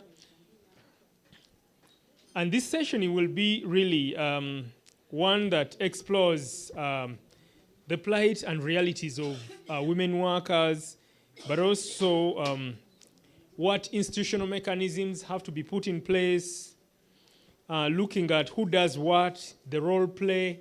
I think the role play has to be clear, and we shouldn't leave out the media, although the media is not here, but the media has a key role. So we need to look at the role play. I wish we had time. I would have drawn a matrix which guides us, but I know the esteemed panelists know exactly what to do. I would like to also invite Ms. Eunice Mwangi, Executive Director, Groups Kenya, to join. I think we're going to be asking for too much from Office of the Prime Minister, because we're supposed to have a labor officer, stroke inspector, to share perspectives on inspection reforms across the region, or whether there are any inspection-related efforts that are coordinated regionally, but also pathways towards improving enforcement and strengthening compliant follow-up procedures. No, I don't want to invite our dear expert and comrade from Office of the Prime Minister, but I see there is a gap here. We're supposed to have a labor officer, stroke inspector. So I would like to request that maybe we can bring back, we can actually bring back Siatini Owen, if he could come and join this panel. I'm sorry to put you on the spot, but Siatini has done this research, and we need to hear from Siatini.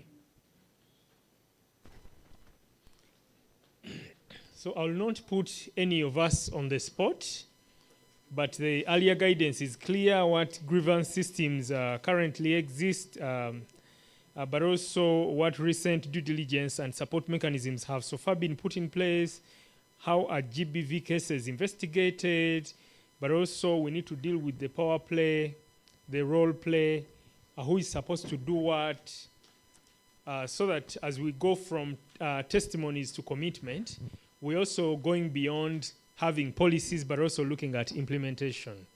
And we need regional implementation mechanisms, not nationally focused mechanisms, but as the ESC, what can we do? So allow me to start with Ms. Eunice Mwangi. I'll give her more time because I'll give her 7 minutes. We haven't heard from her a lot. And I know she also wants to speak to us. So you have 7 full minutes. Thank you, Herbert. Good afternoon. Please don't sleep on us. Don't sleep. I know it's after lunch. So we'll try and make it short. I'm supposed to share the perspectives on community monitoring, empowering women workers, and ensuring commitments that reach the grassroots women. Let me start by saying that I'm particularly excited today because in Groups Kenya we say grassroots women need to meaningfully participate. And in this session, I have seen that we have not just invited them, we have given them opportunities to speak, and the room is, they're actually more than the rest of us, which is what we call for when we are dealing with the grassroots women. So as I was listening to the testimonials from the grassroots women, from the documentary that we watched, I was asking myself, how do we ensure that the commitments that we make here actually improve the lives of grassroots women and girls? And for me, the answer is simple. It's community ownership and meaningful participation. Meaningful participation ni kusema nini? tunafaa tuanze, Kiswahili yangu si kama ya Mary huyu wa Kenya, lakini nitajaribu. Tunafaa tuanze kujiuliza zile maswali ngumu. Mara nyingi huwa tuna invite grassroots women kwa mikutano, tunasema tunatengeneza policies, tunawaita, lakini hatujiulizi tumewaita kufanya nini. Tumewaita ndio to tick box kuwa tuliita 50% wa wale waliparticipate ni wamama wa mashinani, lakini voices zao zilisikika. Tunahitaji pia hizo maswali tujiulize hadi kwa zile hizo hiyo imepotea kwa zile kazi ambazo wanafanya kwa hizi large commercial schemes. Tunafaa tujiulize au wanawake wa mama wa mashinani ambao wanafanya hizo kazi ni kazi gani ambazo wamepewa? Ni zile za chini kabisa, zile zenye pesa ndio kidogo? Wako represented kwa supervisory management, ama management na supervisory ni wanaume tu, lakini wamama, siku na yule alisema kazi ya kuinama ni wanawake, lakini wanaume hawapewi kazi za kusimama. Lazima tuanze kujiuliza haya maswali nyeti, sijui niite nyeti au maswali nyeti, tuanze to question, like when we say representation, what does it exactly mean? Alafu representation ni important, lakini bila influence it's not meaningful. Na counting women is not the same as empowering women. Na kwa Roots Kenya, we believe that women should not only be consulted, wanafaa wa define priorities. Kwa hivyo hata kwa hizo kazi, kama policies zinatengenezwa, pia wanafaa wakue wanatoa maoni yao zikitengenezwa. Kuna lile ambayo tunaamini kwa vuguvugu letu la Roots Kenya, tunasema there is power in collectives. Si tunasema there is power in numbers. So kuna kitu ambayo tunaita collective organizing. Najua kuna unions, lakini pia kama hamko kwa union, kuna ile mtu akikuwa mmoja, voice yake inakuwa ni ndogo, unakuwa muoga, hata ukiadhiriwa hawezi raise your voice, lakini mkiwa wengi mnaweza enda kujitetea. So tunasema ni vizuri kujiorganize, juu when the voices are many, si rahisi mkue ignored. So make sure mmejiorganize in groups, whether it's in groups, you join the unions, ndio pia mgain confidence ya kuspeak up. It's very easy ukienda peke yako kwa officer, kwa HR, akuignore, lakini mkienda 3 4, si itabidi amsikize. So ni vizuri tu make sure tumetafuta hata sisi njia ya kujikinga. Kwa hivyo tukue na hiyo confidence, tuweze negotiate for improved working conditions. As much as sisi wengine bado tunajaribu kufanya hivyo, pia sisi tujiulize kama sisi ambao wenye tunafanya ni njia gani ambazo tunaweza tumia pia sisi kutetea haki zetu. Lesson nyingine ambayo nimeona ni women empowerment begins long before the women walk through the factory gates. For a long time unapata kuna wale grassroots women ambao when they were growing up umesikia tu voices zinakwambia huku nje, unaambiwa kazi ya kukuwa supervisor si ya mwanamke. Mwanamke kazi yake ni jikoni. Mwanamke kazi yake ni kupata watoto. Si ndio tunaambiwa hivyo? Kwa hivyo hiyo sauti unapata imeingia kwa akili kabisa. Hata wewe ukienda kujaribu kujitetea, unaanza kujiuliza, kweli mimi na deserve hiyo right? Do I deserve to be treated better? Do I deserve to be a supervisor? Pengine mimi kazi yangu ni hii ya chini. Kwa hivyo hata sisi kama development partners tukiangazia those external factors, pia si tuangalie we need to work on those issues that zile zimefanyilia wa mama wa mashinani inafanya pia wao wajidoubt. Ile tunaita internal infrastructure, ndio pia wao wakuwe na confidence ya kwenda kujitetea. Jambo lingine ni mambo ya unpaid care and domestic work. Kabla mama wa mashinani ama mama msichana aingie kwa hiyo shift ya 8, inakuwa 8 to 5. Kabla ingie kwa hiyo masaa 8 ya kufanya kazi, tusisahau kuna masaa mengine 16 ambayo alikuwa anafanya kazi, si ndio? Akitoka kazi amengojewa kwenda kupika, amengojewa kwenda kuangalia mtoto, pengine kuna mtu mgonjwa, ako na mtoto mdogo, pengine hajalala usiku mzima akimnyonyesha. Hizo ni 16 hours kuna mtu anaziangalia, lakini anaangaliwa tu kwa ile masaa 8 ambayo pengine anaambiwa you are lazy, you are not productive, but no one is looking at the 16 hours that are informing the 8 hours zenye atakuwa akifanya kazi. Na ndio maana kama sisi Roots Kenya tunaangazia sana mambo ya unpaid and domestic care. Kenya inatengeneza hiyo policy na tuko part of the team that is really advocating for it. Ni vizuri tujue how do we distribute this work, how do we recognize this work, ndo pia wamama waweze kukua na hiyo like kuparticipate in the economy. And then mambo ya pia child care. Unapata kuna tumesema I think kuna jina mtu alisema motherhood penalty. Umepata mtoto, ukienda maternity unapata kazi hakuna. Lakini hata ukipata iko unajikaza, unataka kuacha mtoto wako kwa daycare. Daycare yenye iko quality hawezi kuafford, sababu hata ile pesa unalipwa haitoshi, si ndio? So unapata umepeleka mtoto kwa these informal daycares. Lakini ukikuwa kule kazini, utakumbuka, utaconcentrate kweli. Si unafikiria pengine mtoto wangu nini anaweza kuwa anafanyiwa, mtoto wangu ako safe. So most of the times unapata what employers see as an unproductive worker is the reality of a mother who is carrying what sometimes is an impossible burden. She may be the sole breadwinner in the household. Siku hizi si tuko na very many women-led households. Then ameacha mtoto wake huko, hajui kama ako safe.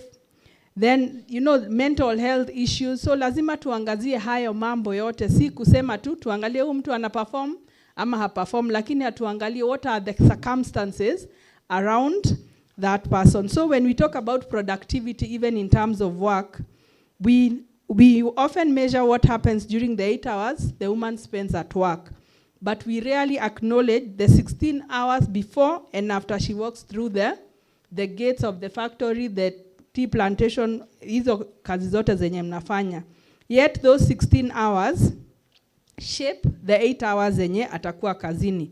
Zina determine whether she arrives at work rested or exhausted. Si ndio? Kama hujalala si utafika kama umechoka. They also determine whether utakuwa una feel supported ama overwhelmed. Jambo la mwisho nikimalizia, nafikiri dakika zangu 7 zimeisha. When we think about accountability, I think we need to rethink about how we measure success. So success is not only about the number of labor inspections. Tuseme kwa factory, watu wanakuja wanacheck compliance, inspections, zina tick box, mko sawa na mmepita. Or the number of work policies that are adopted. And most of the time, these policies, they are made for the workers, but they are not made with the workers.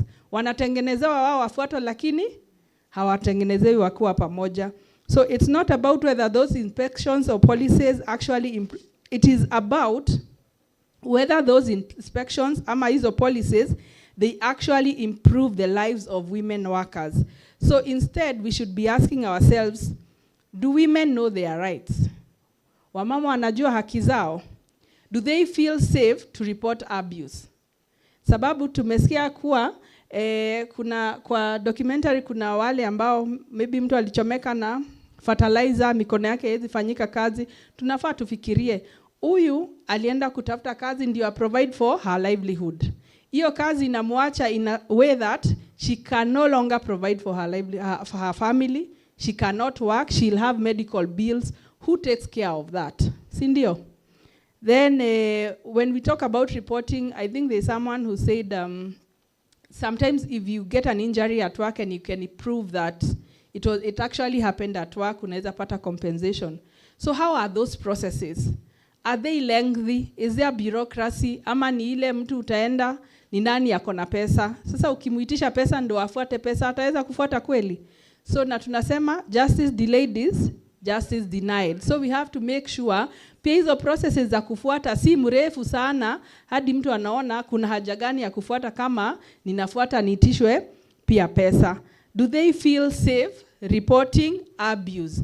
Lazima to create environments zenye Mtu ata feel safe. If I am violated, can I report? And if I report, does anything actually happen? Because most of the people hawa report kwa sababu yule mwenzangu tunafanya naye alireport akafutwa kazi.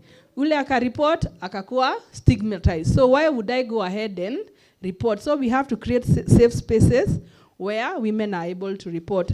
And for that to happen, more women need to be represented in leadership and decision-making spaces. Sababu wao ndo wanaelewa na wataweza kuhandle hizi cases. So we need to ask ourselves, are workplaces becoming more responsive to the realities of women workers or not? Now sometimes that looks like something small kama unapata kwa some of those places, even the facilities that are there are not gender responsive. Juu kuna kesi ilikuwa Kenya some time back. Unapata the women, ukienda kazini, unatumia sanitary towels, but there is no provision of where to dispose them. So inabidi uweke kwa bag yako ile ambayo umetumia mpaka uende nayo nyumbani. So tunafaa tuangalie hata hizo vitu zile zinaweza kaa ni ndogo, lakini employer hataki kufanya hivyo juu akileta hiyo bin si lazima haya mtu akukuja kuicollect, lakini hataki kufanya hivyo. So we need to make sure that we look at all those angles so to ensure that wamama wetu wana feel safe. So the real measure of accountability is not the commitments we make in this room. It is whether 6 months or 1 year from now, or the timelines that we will put, as Herbert has said. Tutasikia mwanamke akisema, my workplace is safer. My voice is being heard. When I raise a concern, inasikizwa. My rights zinakuwa respected, and my life has changed from the commitments that we have made. Because at the end of the day, that is why we are here. Sindio? Asanteni.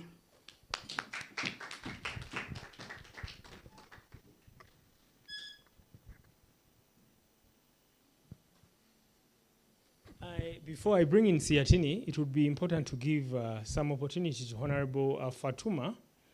Since she holds a very important office, we've had informal discussions around the work of Women's Caucus.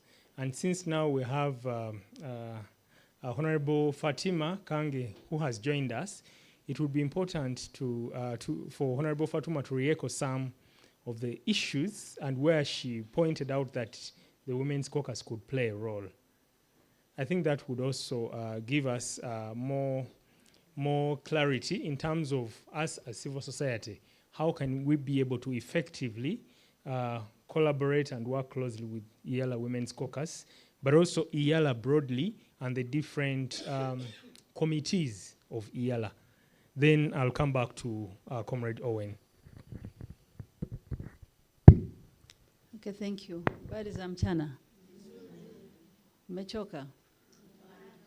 Okay. I think you are coming towards the end, and I think this session is about accountability. Tumezungumza sana toka asubuhi, and our sister told us, and I was worried, that what she has been hearing for the last 10 years, nothing has changed. So we don't want to talk to ourselves, repeating and repeating. And the question is, what do we do differently? And for me here, it's a call to action. We've been told that we don't lack laws, policies, and institutional frameworks. All our countries, tuna wizara za wanawake, wizara za watoto, wizara za kazi. We have women machineries, we have laws, we have policies. We also have international laws that our partner and treaties and obligations that our partner states have adhered to, but still, we still face challenges. So of course, as the saying goes, charity begins at home. I'll focus on IALA and what we think we can do. But I want to challenge all of us that every stakeholder who is here, whether you are civil society, even if we take at least 2 two key areas where you can intervene. If it's advocacy, how can we improve on our advocacy? Grassroots women organizations, groups, what can you do differently? What can private sector do differently? And I want to challenge, I don't know whether I'll go through Lillian. I wish EABC was here, the East African Business Council, because they are the ones who are coordinating the private sector in the East African community. And maybe we could also, SEATIN and ASCOF, we could have an engagement with EABC, but also share with them the resolutions of this meeting. Because we can't do much without corporate sector. We need private sector to be on board. They have also to take up their responsibility. So, policy makers, there was an idea that was shared by the representative from the office of the Prime Minister in the United Republic of Tanzania. The experience of, she called it tripartite model, where you get the employer, wanaita waajiri, serikali, and the worker, waajiriwa, through their organizations. So I'm sure even the trade unions are also represented. I think it's a good practice, because we cannot run away from government, we cannot run away from the private sector leaders, but we also want the voices. But maybe what we can challenge our governments, and I want to recommend that maybe in the next dialogue, let's have our government represented. Not only the Ministry of Labor, let's call the Ministry of Trade, let's have the Ministry of Gender, let's have all the key actors seated with us, and then the corporate leaders, so that they can also commit. But even before that, let us share the resolutions of this meeting to our governments. We can commit for us as EALA. The resolutions from here we are going to share with our Speaker of Parliament, so that we can also hold the Parliament accountable to address issues that we can address in the area of legislation, oversight, the proposal that was made by Honorable Francine earlier. I think we can take it up that we have an oversight mission as EALA, but we can work closely with you and SEATIN, so that we visit our partner states. We want to engage our governments to know why is it that there is still sexual harassment in large-scale commercial investment. Why is it that women who are working in those commercial investment schemes do not have spaces where they can air their grievances? Why is it that we still have a problem of, how do you call it? Different pay for work of, what? Yes. Equal pay for work of equal value, because that's discrimination. And when you look at all our constitutions, we are talking about equality of all people, men and women, equal opportunities. But how comes that a woman will be paid differently from a man? And then why is it that they are only going for the low-paying jobs? Don't we have women who are capable? What about the leadership? Why can't women have a say in those corporate bodies where they make decisions, even affecting their lives? So for us, we think as EALA, that issue of oversight is critical, and we want to urge our partners here to work with us. And of course, when you talk about EALA, we have 29 women, members of caucus, and then you also have he for she champions. We shall share even the other manual with our he for she champions. And we want also to use that manual to build the capacity, especially on gender-based violence, but also to understand the challenges that our women are going through. The other issue at legislative level, there were some issues that were raised. One is that, yes, we have laws, but we don't have a specific regional regional law on fighting gender-based violence. So I think this is an area that we can also explore. But before that, we can come up with a motion. We can pass a motion.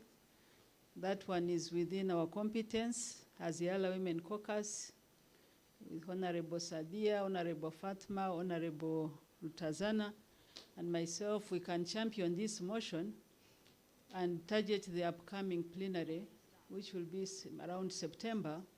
You know, when you come up with the motion will come is urging our ministers and our partner states to address some of these challenges we've been discussing here, but you can also utilize the communique so that these resolutions can go out.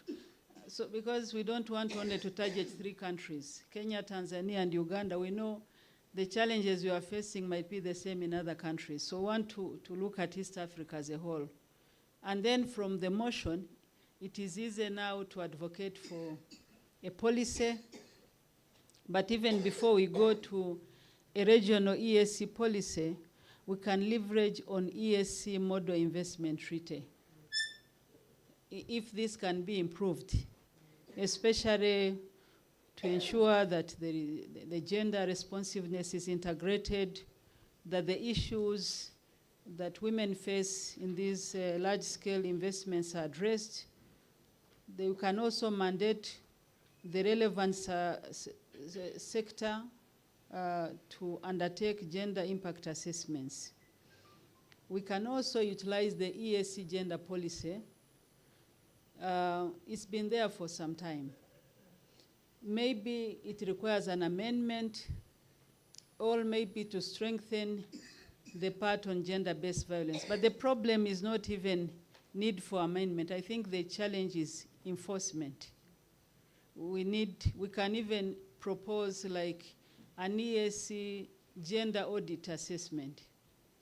And this one, we can champion it as the Yala Women Caucus, work with our Jumuiya through the Secretariat, the Gender Department, CIATIN, and other actors, so that again we hold our partner states accountable. How does maybe targeting this problem that we have in commercial schemes where women's rights are being violated? There are so many regional frameworks that exist. I think it's high time that we operationalize these mechanisms, whether it is for capacity building, whether it is for overseeing whether standards are harmonized or so I think we don't have really to come up with new regional mechanisms. I think the challenge for us is to operationalize the existing ones. For example, the EABC Corporate Governance and Gender Mainstreaming Manual. How can EABC utilize this manual to raise awareness about this issue across the business sector? The civil society, what can you do, maybe working with the ASCOF? Do you have some research, or we can amplify this research at the level of civil society, but at the regional level? The East African Lawyers Association, you know, this is a very active body, and they also have a network all over East African community. How can we tap on their potential? The issue of access to justice that was being raised. We have human rights organizations from Tanzania, from Kenya, and other human rights defenders around the region. How can we raise awareness among our people? Because inahitajika wanawake wajue haki zao. So the issue of awareness came out strongly so that they can even know that there are remedial measures, there is justice. So I think some of these issues, we can strengthen them. So without taking much of the time, and finally, of course, we have the EAC Treaty, especially Article 121, 122.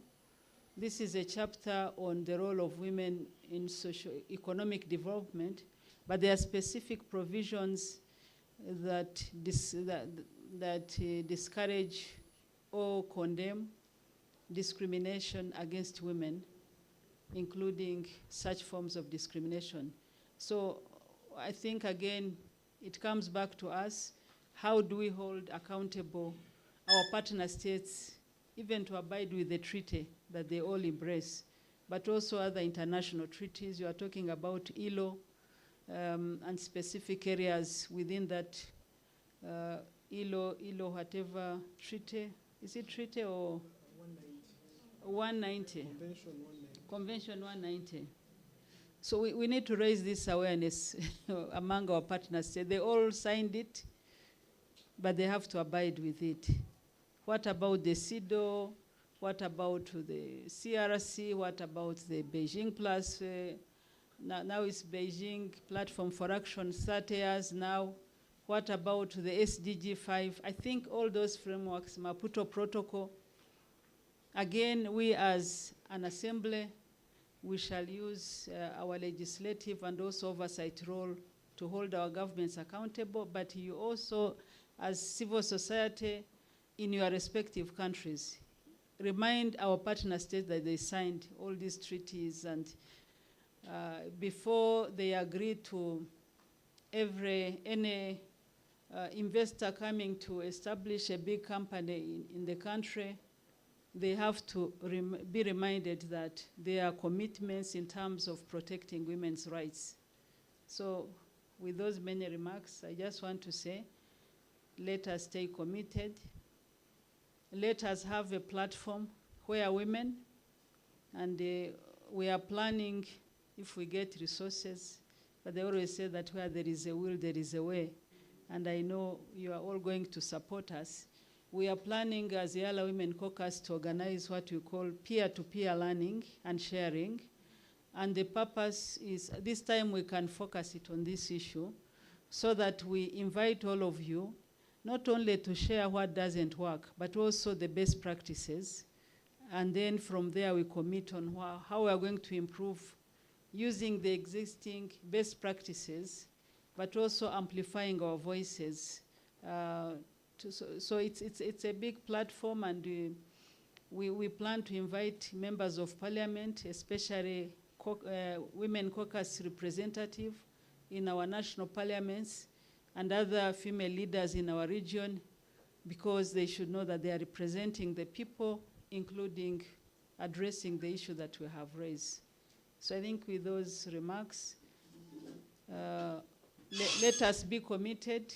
Let us have time-bound resolutions.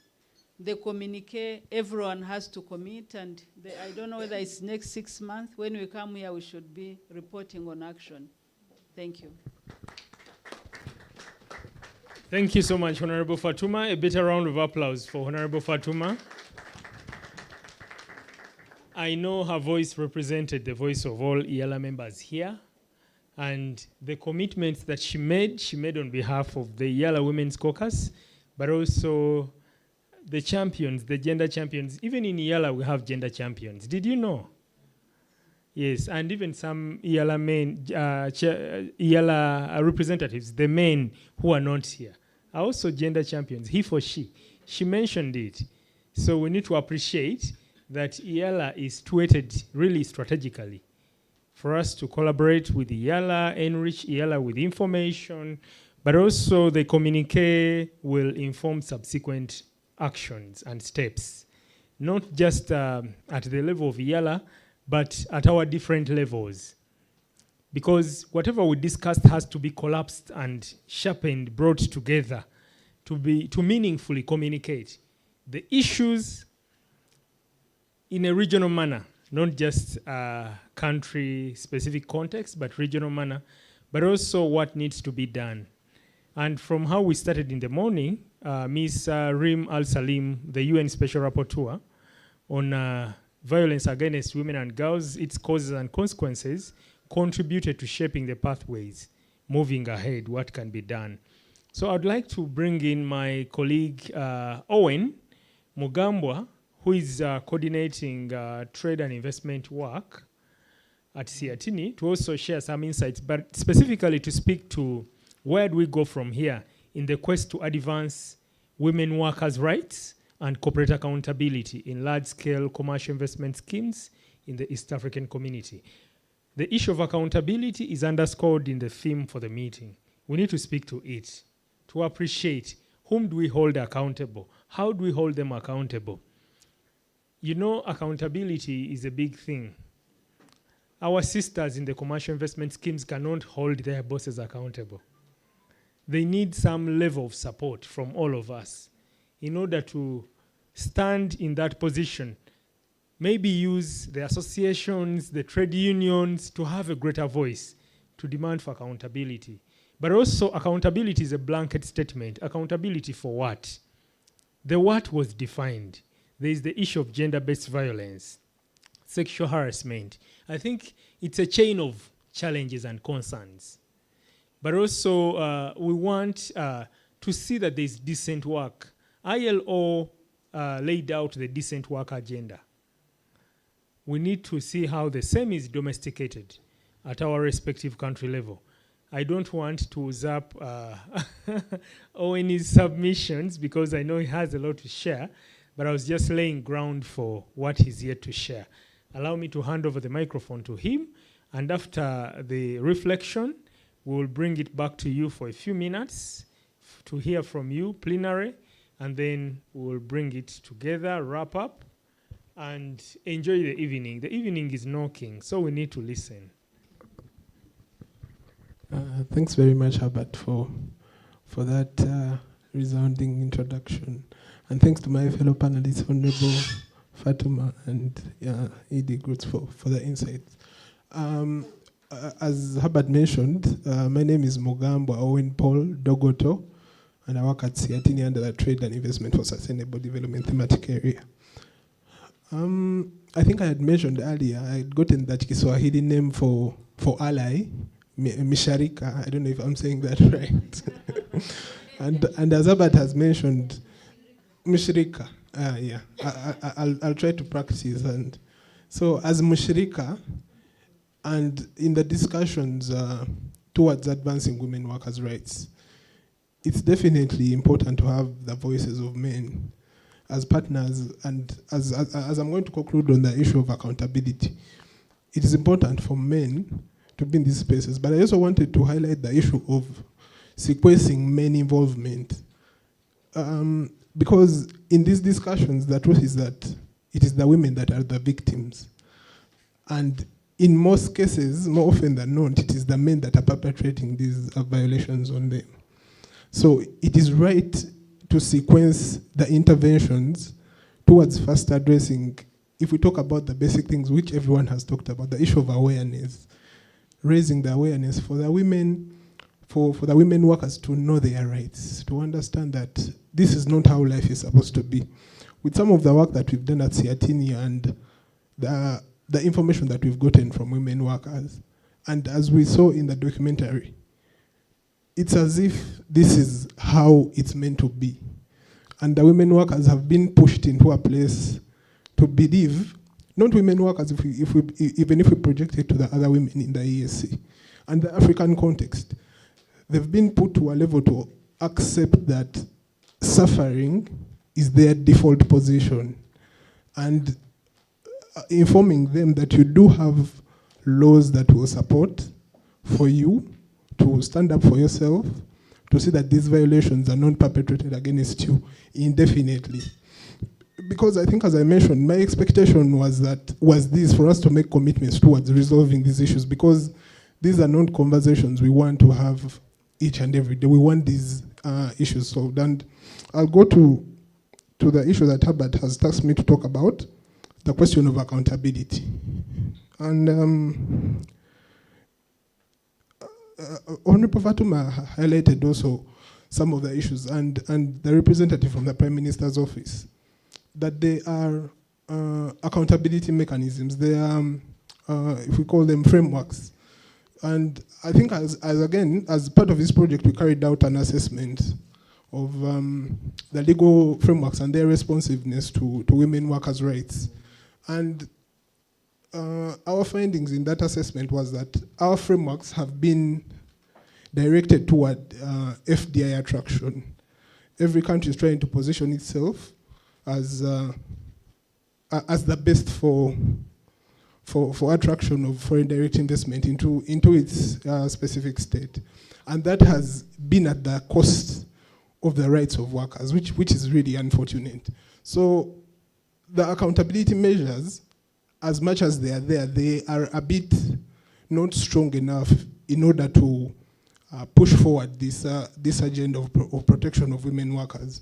So some of the gaps that have been there in terms of the accountability mechanisms was that the mechanisms are not accessible for women workers to have access to these accountability mechanisms.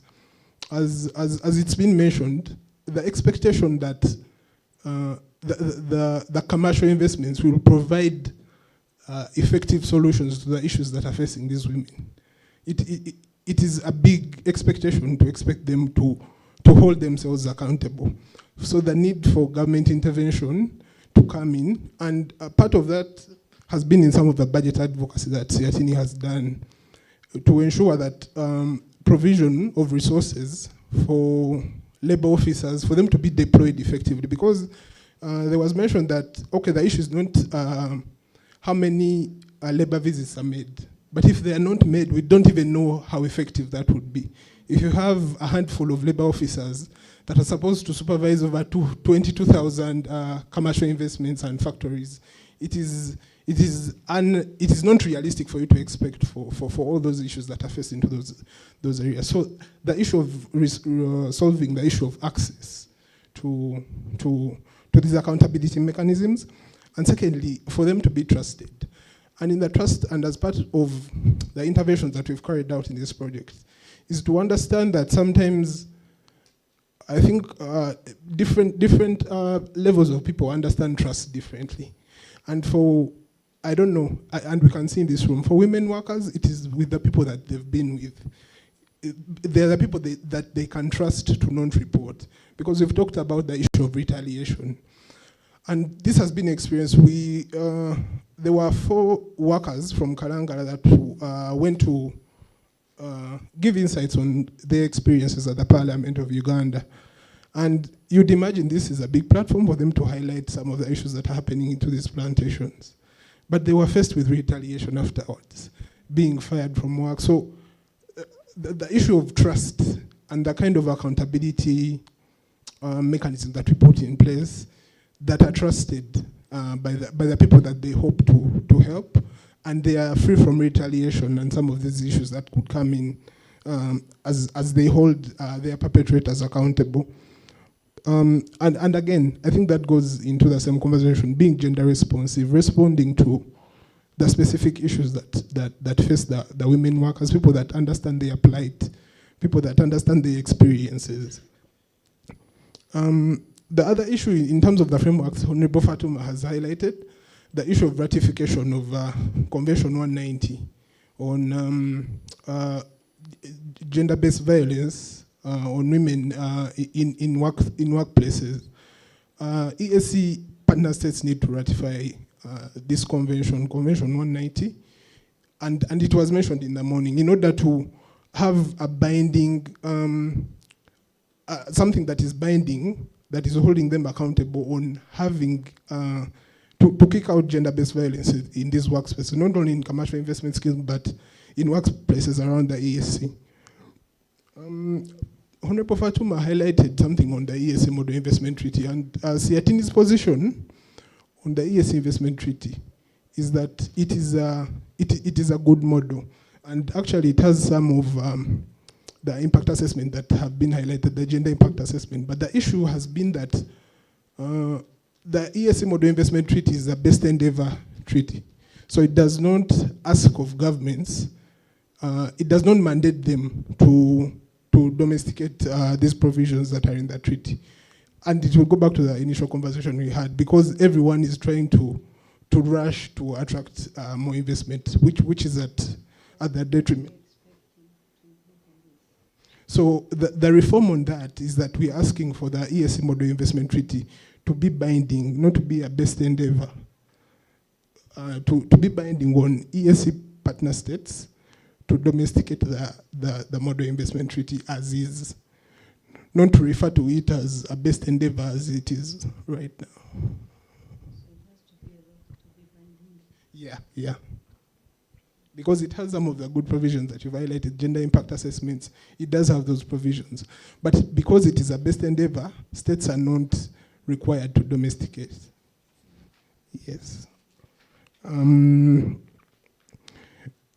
think the other issue that was highlighted, the representative from the Prime Minister's Office of the Republic of Tanzania had highlighted the issue of the tripartite. And Honorable Fatuma has also highlighted the same thing.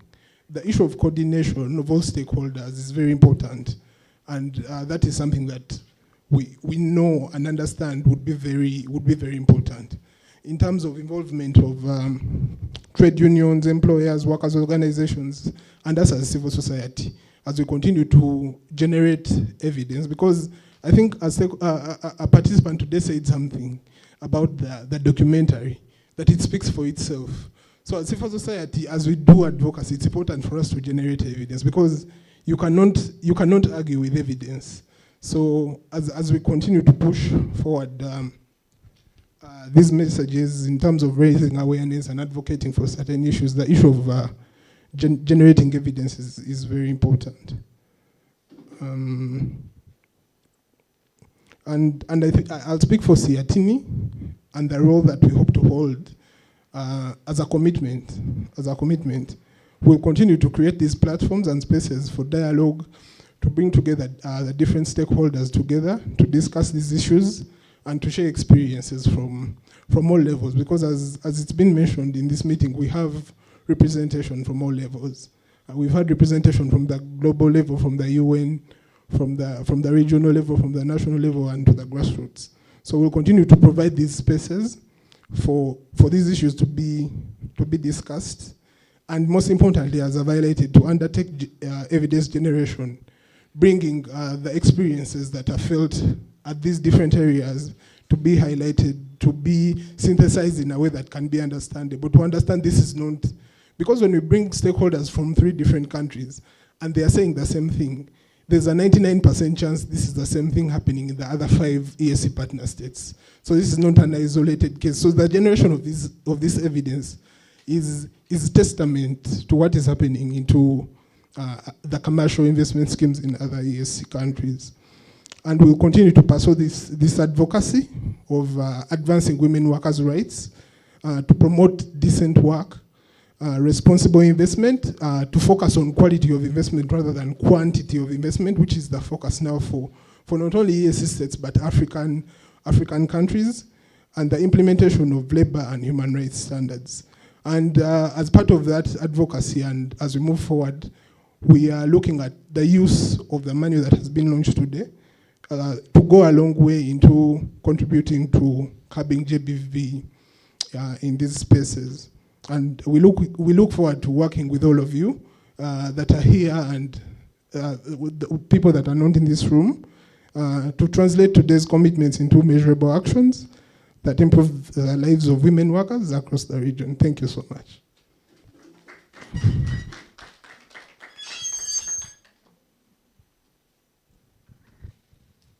Comrades, the round of applause wasn't enough. He's a champion, he for she. You remember that?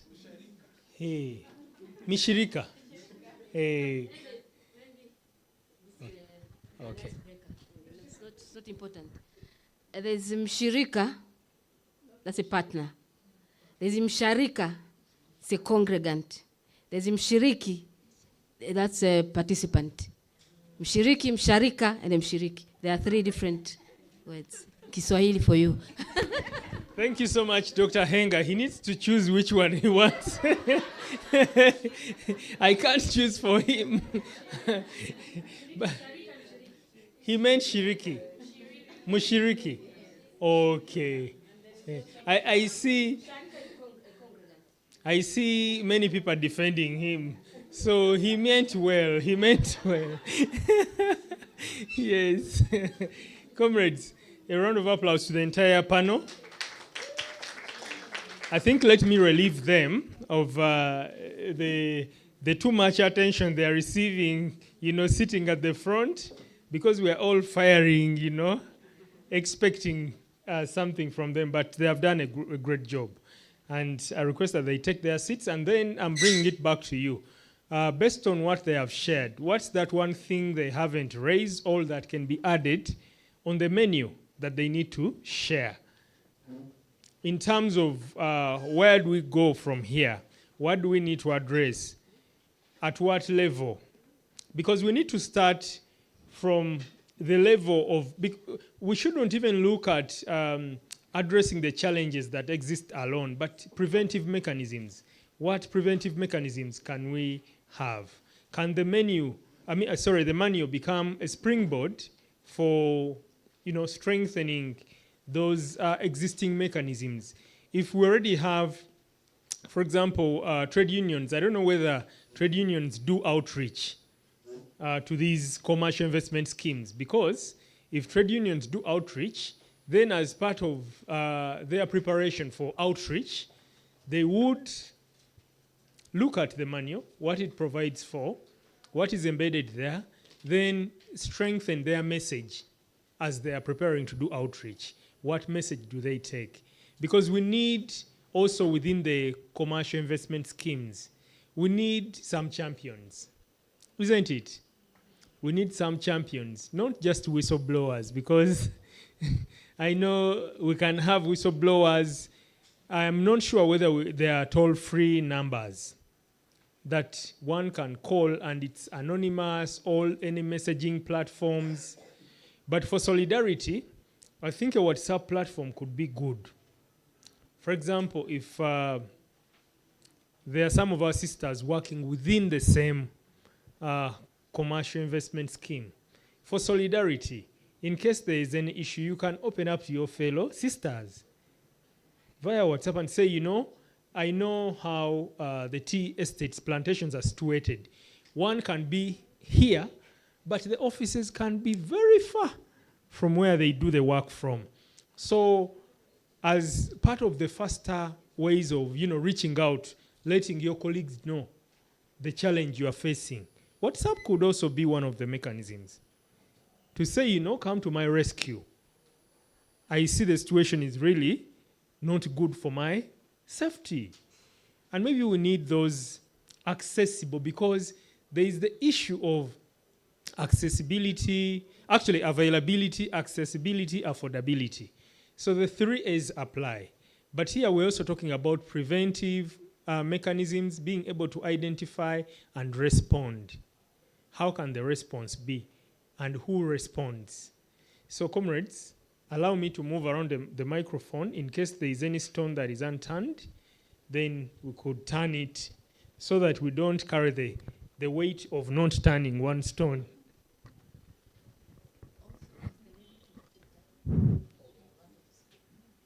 Okay, thank you very much for the opportunity. I would like to share some of the mechanism as East Africa Trade Union Confederation. In the case of reporting, I would like to share with you that we're having a website, eTalk website, whereby there is a specific platform where we can share the reporting about GBVH. I mean, gender-based violence and harassment. So if we could have time, we could place it to see, but in case you need any clarification, you can reach out to me. In case for any problem or any case that's happened for the GBVH, you can report there. And eTalk is very available to work with you and also to resolve the solution. And there is also the point of raising awareness and also education, whereby Ituku is really providing education and awareness about GVP.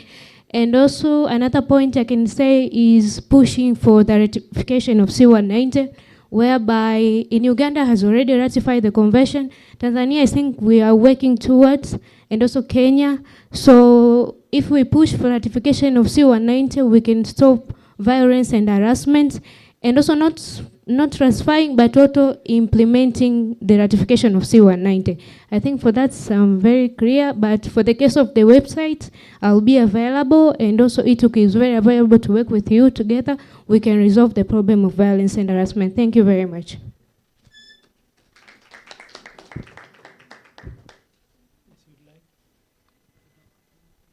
Thank you so much. As she submitted, I got this idea. We need to know who is doing what. Because if we know who is doing what, we can then know that we shouldn't duplicate this, but we should work closely and then strengthen the efforts. But also, we could form a movement, an ESC movement, towards curbing gender-based violence in commercial investment schemes first, then we can evolve it to other things. Because earlier on I talked about the pro bono services offered by the lawyers. So there can be quick response mechanisms where maybe if the issue is happening in Tanzania, of course, East African Law Society is based here. There's a chap based here, actually. Secretariat is here. So it's easier for, yes, LHRC, absolutely. So I think we can use such mechanisms to ensure that we also bring East African Business Council in the picture to say, you know, as part of your mandate, you're the ones supposed to be in charge of all these business ventures. But beyond maximizing the profits, they are socializing the risks. And the risks are curtailing enjoyment of rights, freedoms, but also the issue of dignity. As you know, profit all business-minded people, your safety is not their top priority. Their profits is really their priority. So safety comes as A or B. So how then can we bring safety on the main agenda? And how can we push back so that GBV is not normalized? From the documentary, there were voices that were speaking really in a way that they have been pushed to believe, you know, how one says, you know, they raped me 4 times, 3 times, and I couldn't. I fear to lose my marriage. I need my job. So it means it's a painful life one has to live, and it's like as if it's been normalized. So such issues need to be curtailed. Kenya has set the bar high. I remember the BBC documentary, and the government took some steps. So the documentary is one way of, putting a spotlight on the issue. But also, I think documenting within, of course, in a safe way. In collaboration with civil society, we can always get the safe ways of documenting certain things. And of course, we will use that as anonymous evidence and feedback so that there is no face attached to the feedback and the information we've received, but rather use structures like East African Law Society to escalate the issue. And there will be, of course, some redress mechanisms put in place. Comrades, any more feedback? Are we? Oh, thank you.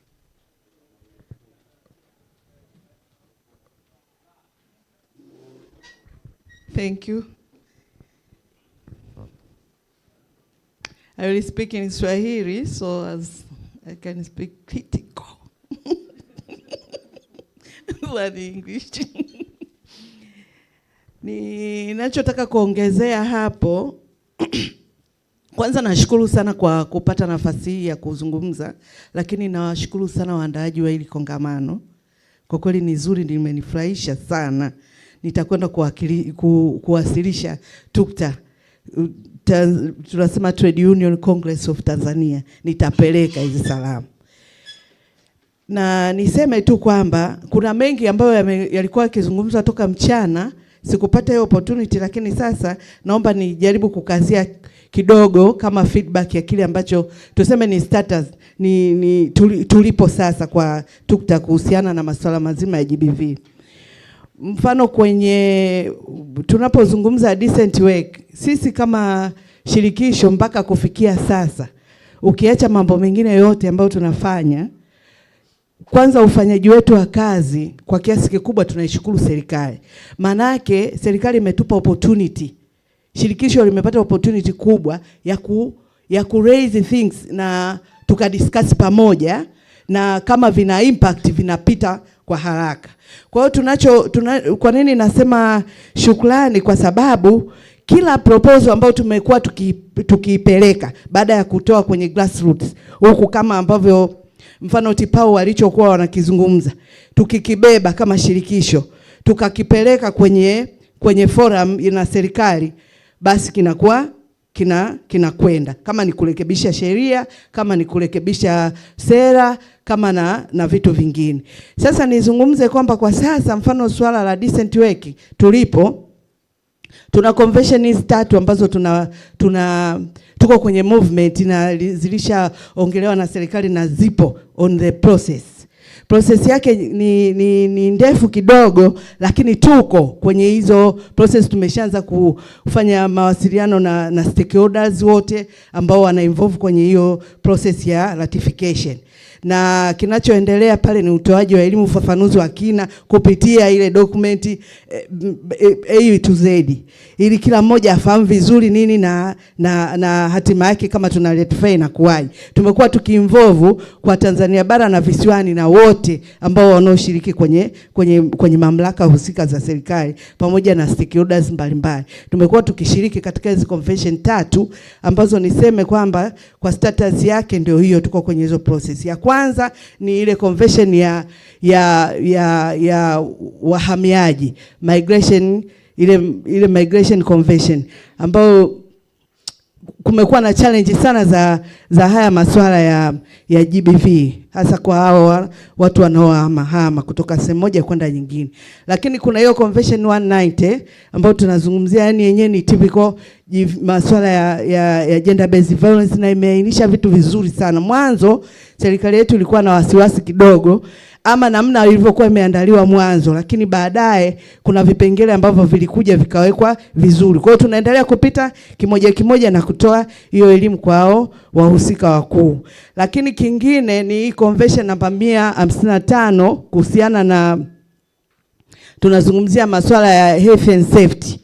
Kwa sababu hapa katika discussion toka mwanzo nimesikia washiriki wenzangu wakizungumzia masuala ya unajua, mtu unaponyanyasika kisaikolojia, maumivu unayoyapata, lakini wakati mwingine hata madhara unayoyapata yale,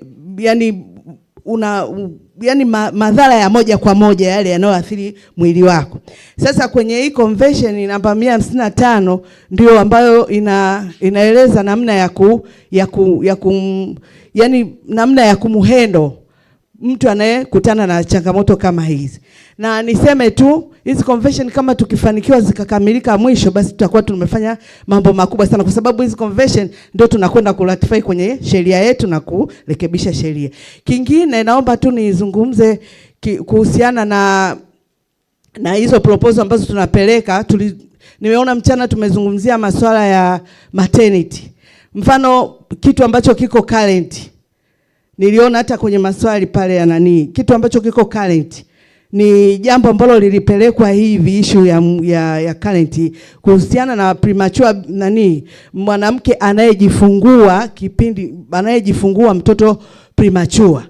Ilikuwa katika sheria tunazungumzia siku 84, na kama ni mapacha tunazungumzia siku 100. Na kama tunataka kuiboresha tukaiboresha kwenye CBA. Lakini sasa hivi ni kwamba hii masuala ya premature yalikuwa hayajazungumziwa, kwa hiyo yalikuwa anawekwa katika maternity ya kawaida. Lakini sasa imeingia. ni vitu ambavyo tulipeleka na serikali ikakubali na imeingia sasa kwenye sheria kwamba mwanamke ambaye anakwenda kujifungua premature baby, ina maana ile miezi hawezi kuhesabiwa mpaka ifike miezi 9. Kwa hiyo inapofika miezi 9 ndio ataanza kuhesabiwa maternity yake, na yule mume wake ndio anayehesabiwa kutoka zile siku 3 kwenda siku 7. Kwa hiyo imepita na wanawake sasa wanakuwa na unafuu, kwa sababu ilikuwa ni changamoto kama tulivyosema pale. Mwingine anatoka huko anakuja moja kwa moja kwenye kufukuzwa ama kuonewa, hasa wakati wa kuajiriwa ama wakati anatoka kwenye hizo maternity. Sheria yetu kama mlivyomsikia kiongozi kutoka wizarani alichokuwa anakizungumza kwamba sheria zetu zimeainisha vizuri kabisa. Nafikiri wote tunaenda sawa. Sheria zetu zimeainisha vitu vizuri kabisa. Mfano sheria yetu sisi ya ajira na mahusiano kazini imezungumza kila kitu na imeconsider hizi tunazosema equal pay for equal rights ama opportunity ambazo unazipata upate sawa. Vimezungumza vizuri. Shida tulichokiona, nafikiri twende pamoja na sisi katika swala la elimu, hatuko nyuma kama shirikisho. Tumekuwa na sisi pia tukitumia media hizo, lakini tumekuwa tukipata challenge, niseme challenge ambazo wanazizungumzia TIPAU pia zinakwenda moja kwa moja mpaka juu, kwa sababu ninazungumza hivi, shirikisho la vyama vya wafanyakazi tuna vyama 16 ambavyo viko ndani ya hizo shirikisho. TIPAU ni chama kimoja hapo ambao basic kabisa kinadili na watu hawa wa kwenye mashamba na kadhalika. Sasa linapokuja swala hili la haki, mfano kwenye haya malipo linakati ya cross automatic. Kwa hiyo tumeona changamoto kubwa tuliokuja kugundua ni unakuta kwenye maeneo hasa ambayo mchana, nakumbuka tulizungumzia sana waajiri ambao wanakataa kujiunga na vyama. Na hili hata kwenye serikali tumekuwa tumeliongea kwenye siku za May Day. Tumekuwa tukilipeleka kwenye serikali kwamba hawa wana changamoto. Kwa hiyo hiki serikali sisi imekikubali, lakini mimi ninachowaomba ambacho tunakizungumzia sana, wale ambao hawako kwenye hivi vyama ndio wanaokutana na changamoto kubwa, tofauti na wale ambao wameengage kwenye vyama vya wafanyakazi. Na wale ambao waajiri ambao wanatumia tekniki kukataa vyama, tuko tayari kuendelea kuabana na serikali yetu, kwa sababu tunafanya kazi kwenye tripartite kama mmesikia, na ndivyo tunavyokwenda. Tunaendelea kuabana ili wale wafanyakazi wapate hizo ruhusa za kufanikiwa kupata hizi haki zote. Kwa hiyo tuko pamoja, tuna mambo mengi sana tunafanya. Kama ningekuwa na muda wa kutosha ningeweza kusema, kwa sababu kuna mambo ya ndani na kuna mambo ya nje, lakini kwa ujumla tunashirikiana kwa kina kupata hizi haki za wafanyakazi, na elimu hatutaiacha, maana elimu ndio mwanzo wa kila kitu, pamoja na ushirika wa stakeholders. Asanteni. Thank you, Tukta, for that summary. I think, Herbert, what she was just trying to say is generally, she's still confirming the frameworks are there, the mechanisms are there, the laws are there, but then again, we go back to the same question that we've been having since morning, the implementation on the ground. That is where I think we all need to do extra work. So we totally all agree. We can all sit here in this meeting and agree that, yes, we do recognize that the frameworks are there, the laws are there to regulate all of these investments, to regulate the labor's rights. But then again, the main challenge that we are all facing at the end of the day is the actual implementation on the ground.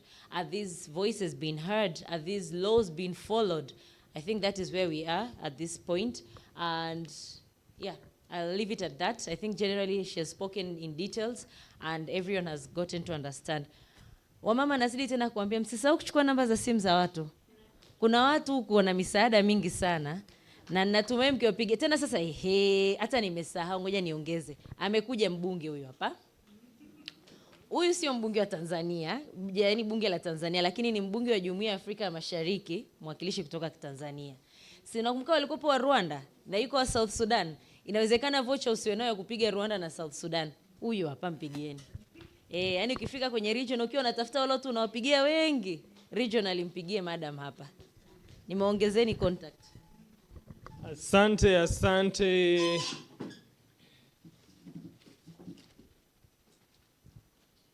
Comrades, time is really running fast. It's already 5 p.m. In fact, a few minutes past 5 p.m. When I say 5 p.m., we might assume it's just 5, but it's some minutes past 5. So we are now going to have the final closing session. And the promise is that all the issues will be embedded within the communique. We might not get to it now because it's still in a draft. I've been capturing a number of issues. I had my resident translator, Comrade Olivia, and I know Comrade Lillian will support me a lot when it comes to translating there is this concentrated Swahili of Tanzania. Forget about the Swahili of Uganda and Kenya. Hey, the Swahili of Toa Viato Yako. No, not that one. But this other one. You know Swahili was born here, and it was exported to Kenya, and it died in Uganda. But we will resurrect it, and I'll be part of the team, I promise. Yes, so I would like to invite first Miss Sandra Kidwingira to, Miss Christine. Miss Christine Sarundau is the programs manager at Diaconia. She's going to give us some remarks, but also a few reflections. She's been listening in. Allow me to create an enabling environment for her.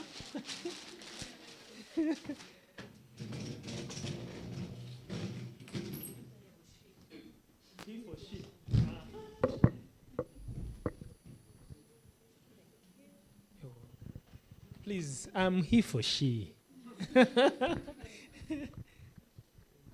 Thank you, Herbert. Good evening. Habari za jioni. I'm grateful for the opportunity to share my reflections, which, by the way, have been inspired by your reflections. So we gathered in this important regional dialogue alongside women workers from Kenya, Uganda, and Tanzania, representatives of government institutions, workers' unions, and civil society, and one message is clear.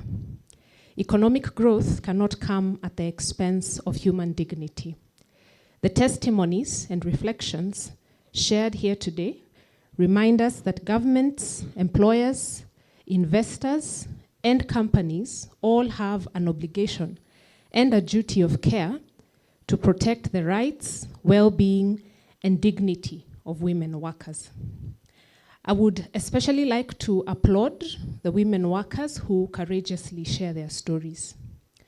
Despite the hardships, injustices, and challenges that they continue to face, they remain resilient, determined, and hopeful. Their resilience, however, should never be taken for granted or exploited. Rather, it should compel all responsible to do everything within their power to ensure that women workers enjoy the dignity, protection, and opportunities that they deserve. As was mentioned earlier, we must be honest about the magnitude of the challenges before us.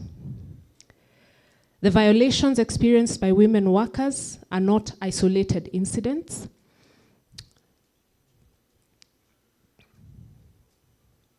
But symptoms of deeper structural inequalities that require urgent and meaningful action. Our commitments must therefore match the seriousness of the realities that women face every day. Good intentions are not enough. What is needed are concrete actions, measurable commitments, and accountability mechanisms that lead to real change. While investment remains important and an important vehicle for development, we must reject the notion that investment is successful when it generates profit while violating the rights of women and girls. Success cannot be measured merely by the number of projects approved, contracts signed, or capital attracted, as was mentioned earlier. True development must be measured by whether investments create decent work, uphold rights, strengthen communities, and enable people to live lives of dignity. The dialogue has also made it clear that addressing these challenges requires collaboration at different levels. No single stakeholder can tackle this issue alone. Governments, employers, investors, workers' organizations, civil society, development partners, and communities must work together, drawing on their respective mandates and strengths. Encouragingly, many practical and thoughtful recommendations have emerged from today's discussions, offering promising pathways towards addressing these persistent challenges. Women are indispensable contributors to our economies. Their labor sustains plantations, farms, industries, and supply chains across East Africa. Yet, it is a profound error and a grave injustice that many women continue to experience exploitation, exclusion, and abuse while contributing so significantly to economic growth. Recognizing their contribution requires more than words. It requires ensuring that they share fairly in the benefits that they help create. The call to action before us is therefore clear. Each of us must continue to think of innovative and collaborative ways to address the plight of women workers within our respective spheres of influence.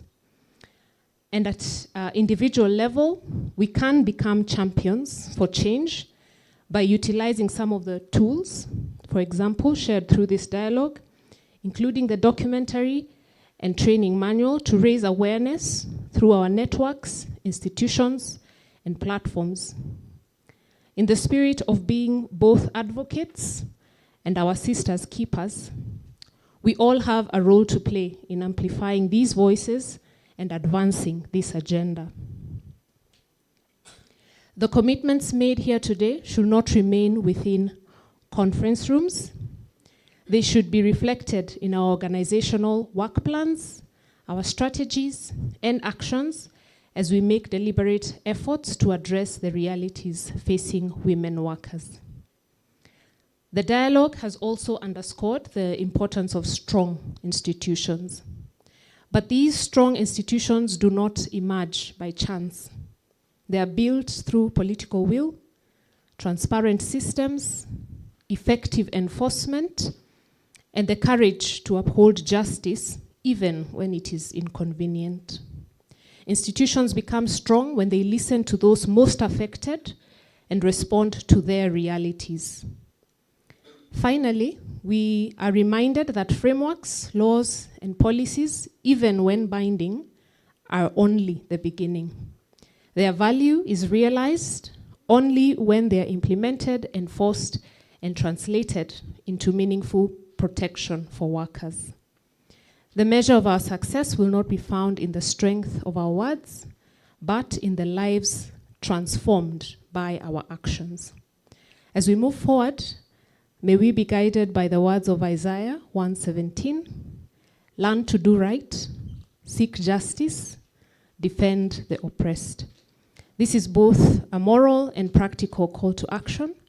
Let us leave this dialogue committed to building an East Africa where investment serves the people, where women workers are protected and valued, and where development is measured not only by wealth created, but by the dignity it secures for all. I thank you.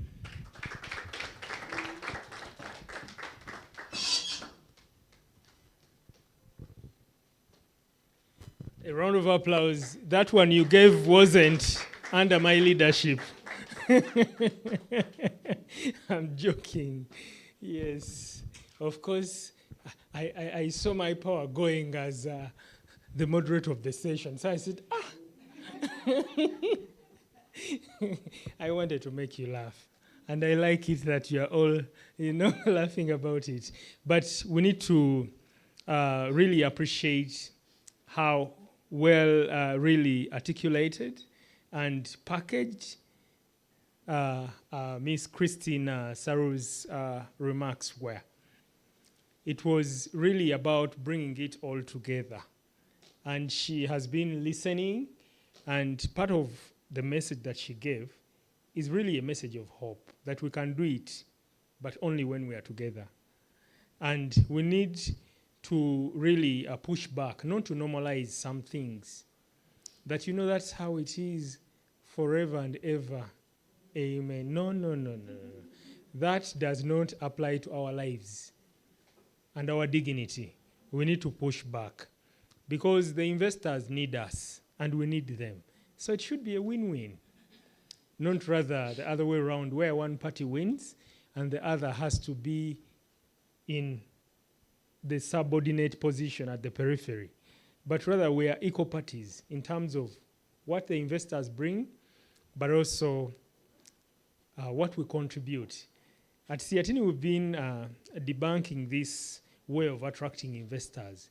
When you look at the factors of attracting investors, it's actually really beyond just land concessions, tax holidays, even political stability is one of them. The extensive arable land is one of them, isn't it? Because maybe they need to do plantations, then selling, marketing ourselves, pitching ourselves that, what, we have fertile soil, whatever you plant on it grows, even without irrigation. I think it's a better way of marketing, rather than saying we have cheap labor. In Uganda, we actually put Uganda Investment Authority on the spot because there was a time when there was something on the website of UIA that, Uganda is a very attractive country. There is cheap labor, young people, youthful population. We say, And then there is a time one of the ministers did a video. This thing of social media, a video that you do in the comfort of your sitting room reaches us who are under stress. It finds me stressed, and I watch you, and I attack you on social media. But the video that she did, maybe she did it with good intentions. She was saying, investors, we need you. You need to invest in Uganda, and let me give you the few reasons why you should invest in Uganda.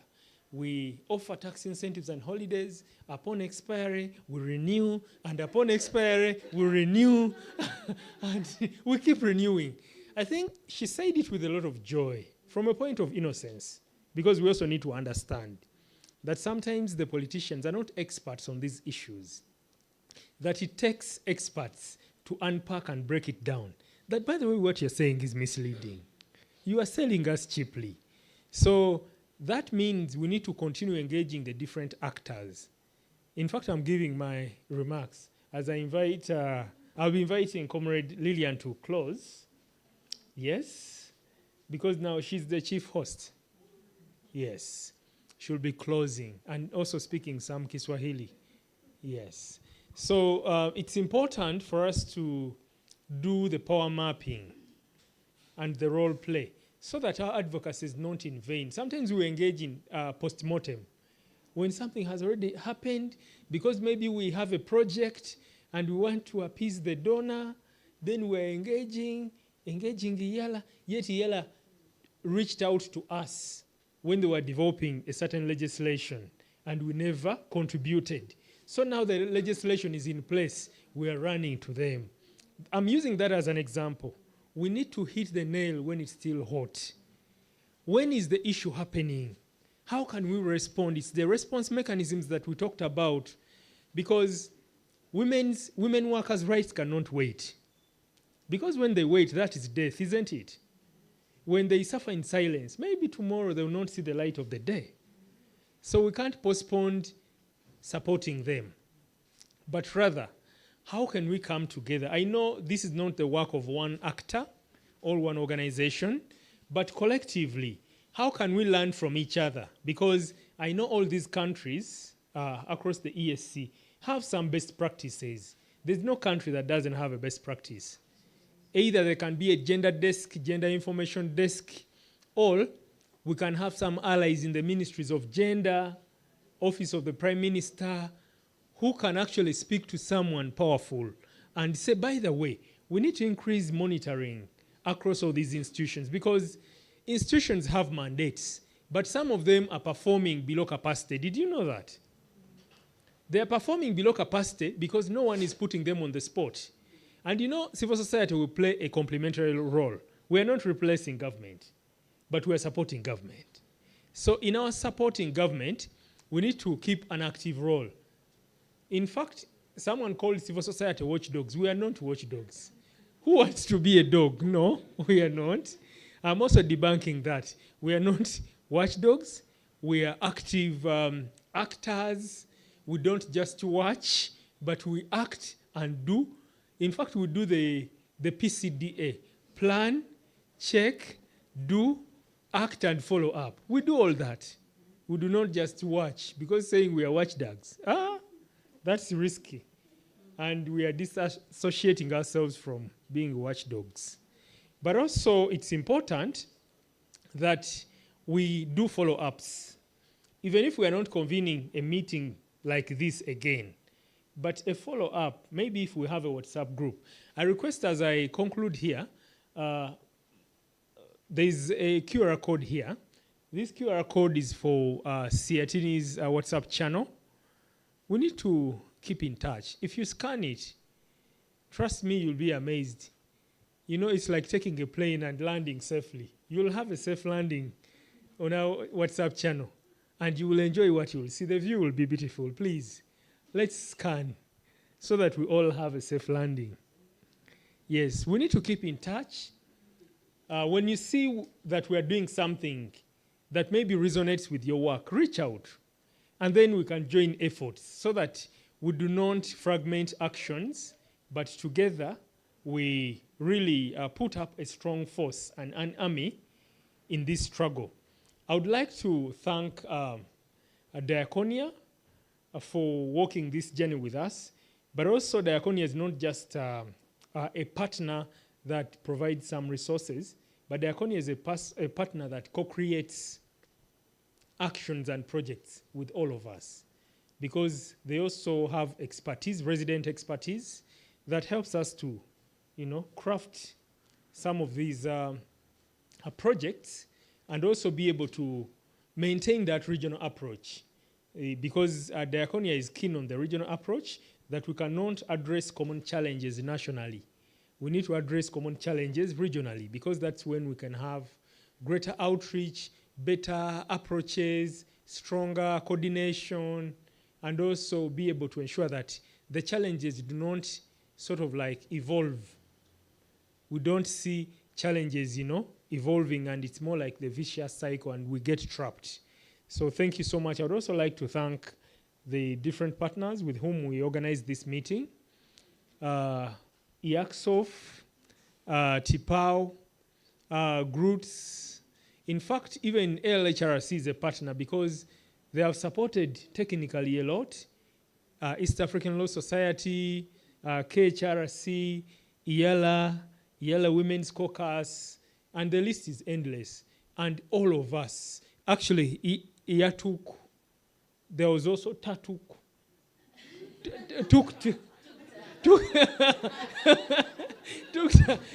By the way, I like it that we're smiling. I'm an ambassador of happiness. I always want to see people happy. I like it that the meeting is ending on this smiling note, which is a good thing. Now I'm getting it right. And thanks, Comrade Lillian, for correcting me. But what I meant is that we're in solidarity together. And the solidarity doesn't end with this meeting. It has to continue. And the solidarity may continue in forms of inviting you and requesting you to join our space, maybe a learning space, a knowledge sharing space. Let's continue sharing. And when you land right on our WhatsApp channel, we will do some follow-ups, and after we go back to Uganda, I'll sit down and write a good message to welcome you to our WhatsApp channel. And I know you'll feel at home and at Siatini. Thank you so much. In a special way, I would like to end by thanking Iyala for really standing with us. The issues we're addressing are not only policy-oriented, but we are dealing with the policy, the practice, institutional mechanisms, redress mechanisms, accountability channels. So it's a chain of things, and we need to do that. And we are dealing with also the associations that exist. Are they fully capacitated? Can we support in capacitating them? In case there are any support mechanisms we can be able to offer or provide. Thank you so much. I'd like to invite Ms. Lillian Alex to wrap it up. And lastly, I think my colleague Juliet will do some announcement on logistical arrangements, but I would suggest that there are some sisters of ours who are resident here. We can attend to them later. We can first attend to those who are leaving so that we have deeper conversations with our sisters over tea. Is that okay? Let me now tell them to boil the tea, because I think they hadn't boiled it. Please, let's give him a round of applause. Thank you, Herbert. Thank you very much, our He for She champion. You're doing good. I see you've joined the campaign today, and so far you're doing a very great job. I think I will not go back to the protocol. Herbert has done that for me. He has thanked all the partners. Mine, I'll try and be very brief. Achilles has told me do not preach. So I'll try and not preach Achilles and be very brief. I'll begin by saying this. EACSOF, and when I say EACSOF, I mean the civil society present in the room.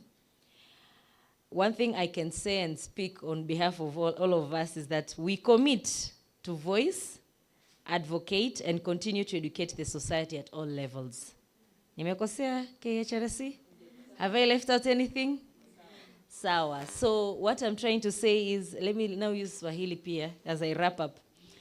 What najaribu kusema ni kwamba asasi za kiraia zilizopo katika kikao hiki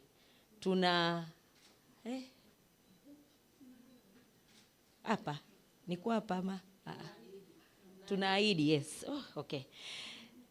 Asasi za kiraia zilizopo katika kikao hiki tunaahidi kutoa sauti,